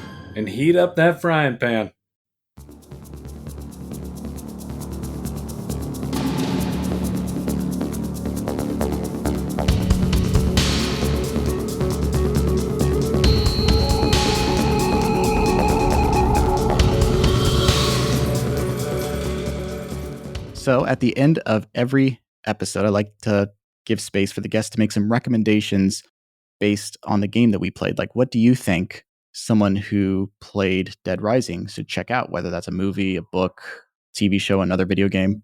Well, if you haven't watched the George Romero zombie trilogy, Night of the Living Dead, Dawn of the Dead, and Day of the Dead, I think you should. Dawn of the Dead, I think, is one of the greatest films of all time, as well as the other two. So if you like Dead Rising, you're definitely going to love those films. Even the 2004 remake of the same name, Dawn of the Dead, is a fun ride. I don't think it's amazing. I don't think it's great even, but it is fun. Probably a lot closer tonally to Dead Rising than the original Dawn of the Dead. Definitely. Definitely. But yeah, definitely check those out. Game-wise, I really don't know if there are any games that I can think of that are similar to Dead Rising. I really do feel like this game is so unique.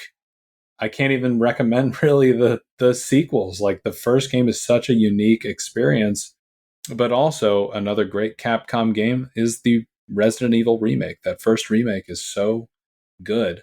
as well as the Resident Evil 2 remake. That remake is also incredible, but very different. I say give the Resident Evil remake a shot too. Yeah. Dead Rising and Resident Evil, despite being published by the same company, are like very much opposites in terms of what they're doing, deliberately so. And I think that's something that like is one of the highlights and strengths of Dead Rising is how different it is, despite like having a very similar tone to say Resident Evil 4, where it's doing the heightened camp, almost John Carpenter-y, like they live kind of like tone with the whole thing. But Dead Rising takes it a little bit further and is otherwise like basically unrecognizable, except for the fact that this came out a year after Resident Evil 4 did. Yeah. The if you like we brought it up earlier, but if you like the photo aspects of this game, like taking photos, play Fatal Frame. It's all about taking pictures of scary shit. So you play that. All right. So I recommended Fatal Frame because of the camera aspects and it being an absolutely incredible and terrifying experience that you should definitely play. It is fantastic. But if you like the goofier, so bad it's good aspects of this game, there's a game that my friend Ty and I love to play. Unfortunately, it's a Japanese-only release, so you'll have to do some finagling to play it. But there's a game called Michigan Report from Hell, where you are a part of a news team going in to investigate some weird stuff, and then thing monsters and body snatchers and all of this stuff starts happening, and the voice acting is awful. The gameplay is challenging in a bad way, but there's something about it that's so bad it's good. You can't look away, and it's one of the funniest experiences that you will have playing a game. So I've got some good recommendations, and that one is a bad one, but I hope you enjoy it as much as we do. Good shout. I'll have to look at that one because I didn't know about this. I'm going to give a few obvious recommendations here. We talked about Shaun of the Dead a lot in this episode. You got to watch Shaun of the Dead if you haven't already. I've said this before, horror and comedy to me are like chocolate and peanut butter, two great flavors that go even better together. Shaun of the Dead, it does the zombie stuff really well, and it's also just one of the funniest movies ever made to me. Off of that recommendation, I also want to recommend some of my favorite films of all time, the Evil Dead trilogy. Oh, yeah. One being a straightforward, nasty, scary, low-budget horror movie shot in the woods and made everybody sick making it. It's nasty. It's gross. I love it so much. Evil Dead 2, it's the same story, but with a much more comedic bend. Some of the craziest one-person solo slapstick you'll ever see in a movie. And again, one of my favorite films of all time, which will lead to Army of Darkness. Again, one of my favorite films of all time. Now it's medieval. Now it's the stuff that's going to inspire Lord of the Rings in a decade. What the hell? Maybe the best trilogy of all time. Yeah. If not the greatest horror trilogy of all time. It's fantastic. Yeah. So Shaun of the Dead, the Evil Dead trilogy. One more movie, a little bit out there, and this is not going to be to everybody's taste, but I mentioned earlier about foreign films, foreign zombie films dubbed over. I am referencing, Italian horror from the directors like Lucio Fulci, who directed a bunch of movies that Roman has shown me. One that we watched recently being Zombie 2, also known as Zombie and Zombie Flesh Eaters, depending on what territory you're in. But it was an unauthorized sequel to Dawn of the Dead that has nothing to do with Dawn of the Dead. It's just sort of like riffing, basically like taking the name and being like, hey, that was a really popular movie that just came out. You want another zombie movie? This has nothing to do with George Romero officially, other than like Lucio Fulci is just a really big fan of George Romero and knows him. Here we go. It's an Italian film dubbed into English. It's sort of just flattening the themes of Dawn of the Dead, going from like commercial consumerism and just going into the straight like American colonialism, being this evil and people fucking around and finding out through the, evil forces that they should not have messed with and would not have been a problem if they were not using slavery and just taking over land that wasn't theirs. Yep. Evil that's been created through unnatural and inhuman intervention. It makes sense that the undead would be a product of just like an unnatural evil. So yeah, that's Lucio Fulci's Zombie 2. It's goofy, it's got a crazy soundtrack, and it might not be to everybody's taste. But if you're somebody who's curious about foreign horror cinema, that's basically Italy's bag in the 60s and 70s and 80s. You just reminded me of a fantastic foreign film that I watched last year for the first time. but it actually kind of fits with the Dead Rising vibe. It's a film called Biozombie. It's a Hong Kong horror film that heavily spoofs Dawn of the Dead and has a lot of like disgusting gore in it, but it's about some like kind of slacker friends that work in a mall and zombies happen. It's just like Zombies happen. Yeah, and zombies happen. And it's just like it's straight up like what instead of having heroes, what about two losers, you know? and how they deal with the zombie apocalypse in this kind of indoor strip mall in Hong Kong.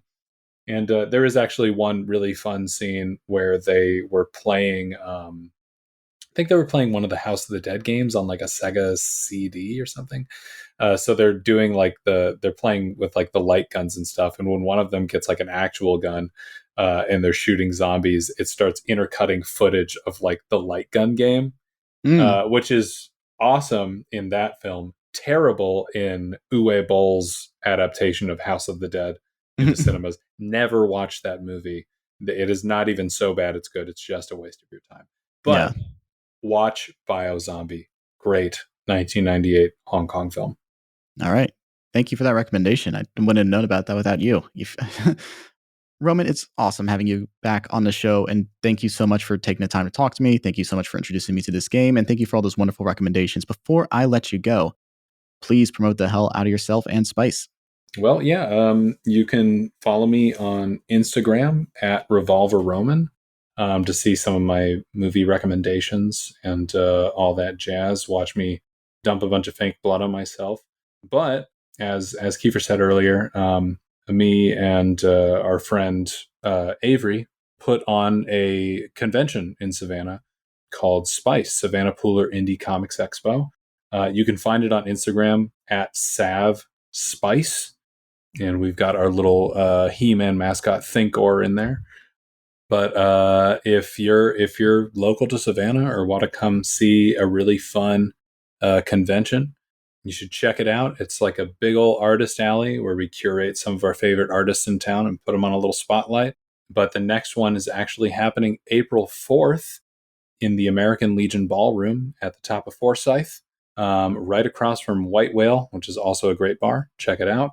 Yeah, and it should be fun. April 4th, 2025. I'll see you there. Thank you again for doing that. And I can't wait to see it. The first Spice was incredible. I can't wait to see what the rest of those expos are going to be like. Hell yeah. Thank you again, Roman. And thank you so much for listening to this episode of Select and Start. Once again, I am your host, editor, and promoter, Kiefer. If you enjoyed this episode, please give the show a positive review wherever you're listening to this. Engagement helps the show, and your feedback will improve it. And if you want to get more engaged, give the show a follow on Twitter at SelectPodStart. If you have thoughts about Dead Rising or any other games that we've discussed, send a DM or leave a comment, and I will gladly read it on the show. You can also support the show on Patreon. If you pledge at least $1 a month, you will get early access to new episodes as well as extended episodes with exclusive content. That's on patreon.com/Kiefer's Corner. You can find a link to that and the rest of my projects in the description of this episode. Select and Start is on the Moonshot Network, which is supported by its own Patreon. Find out more on moonshotpods.com. The art for the show is made by my best friend, Avery Ott. You can follow him on social media with the handle at AveryRobinOtt. That's AVRY, Robin OTT. The show's theme song was composed by Mike Petrie. You can check out the links in the description for both their works, as well as Roman's. All right, I think that's it. And yet he complained that his belly was not full.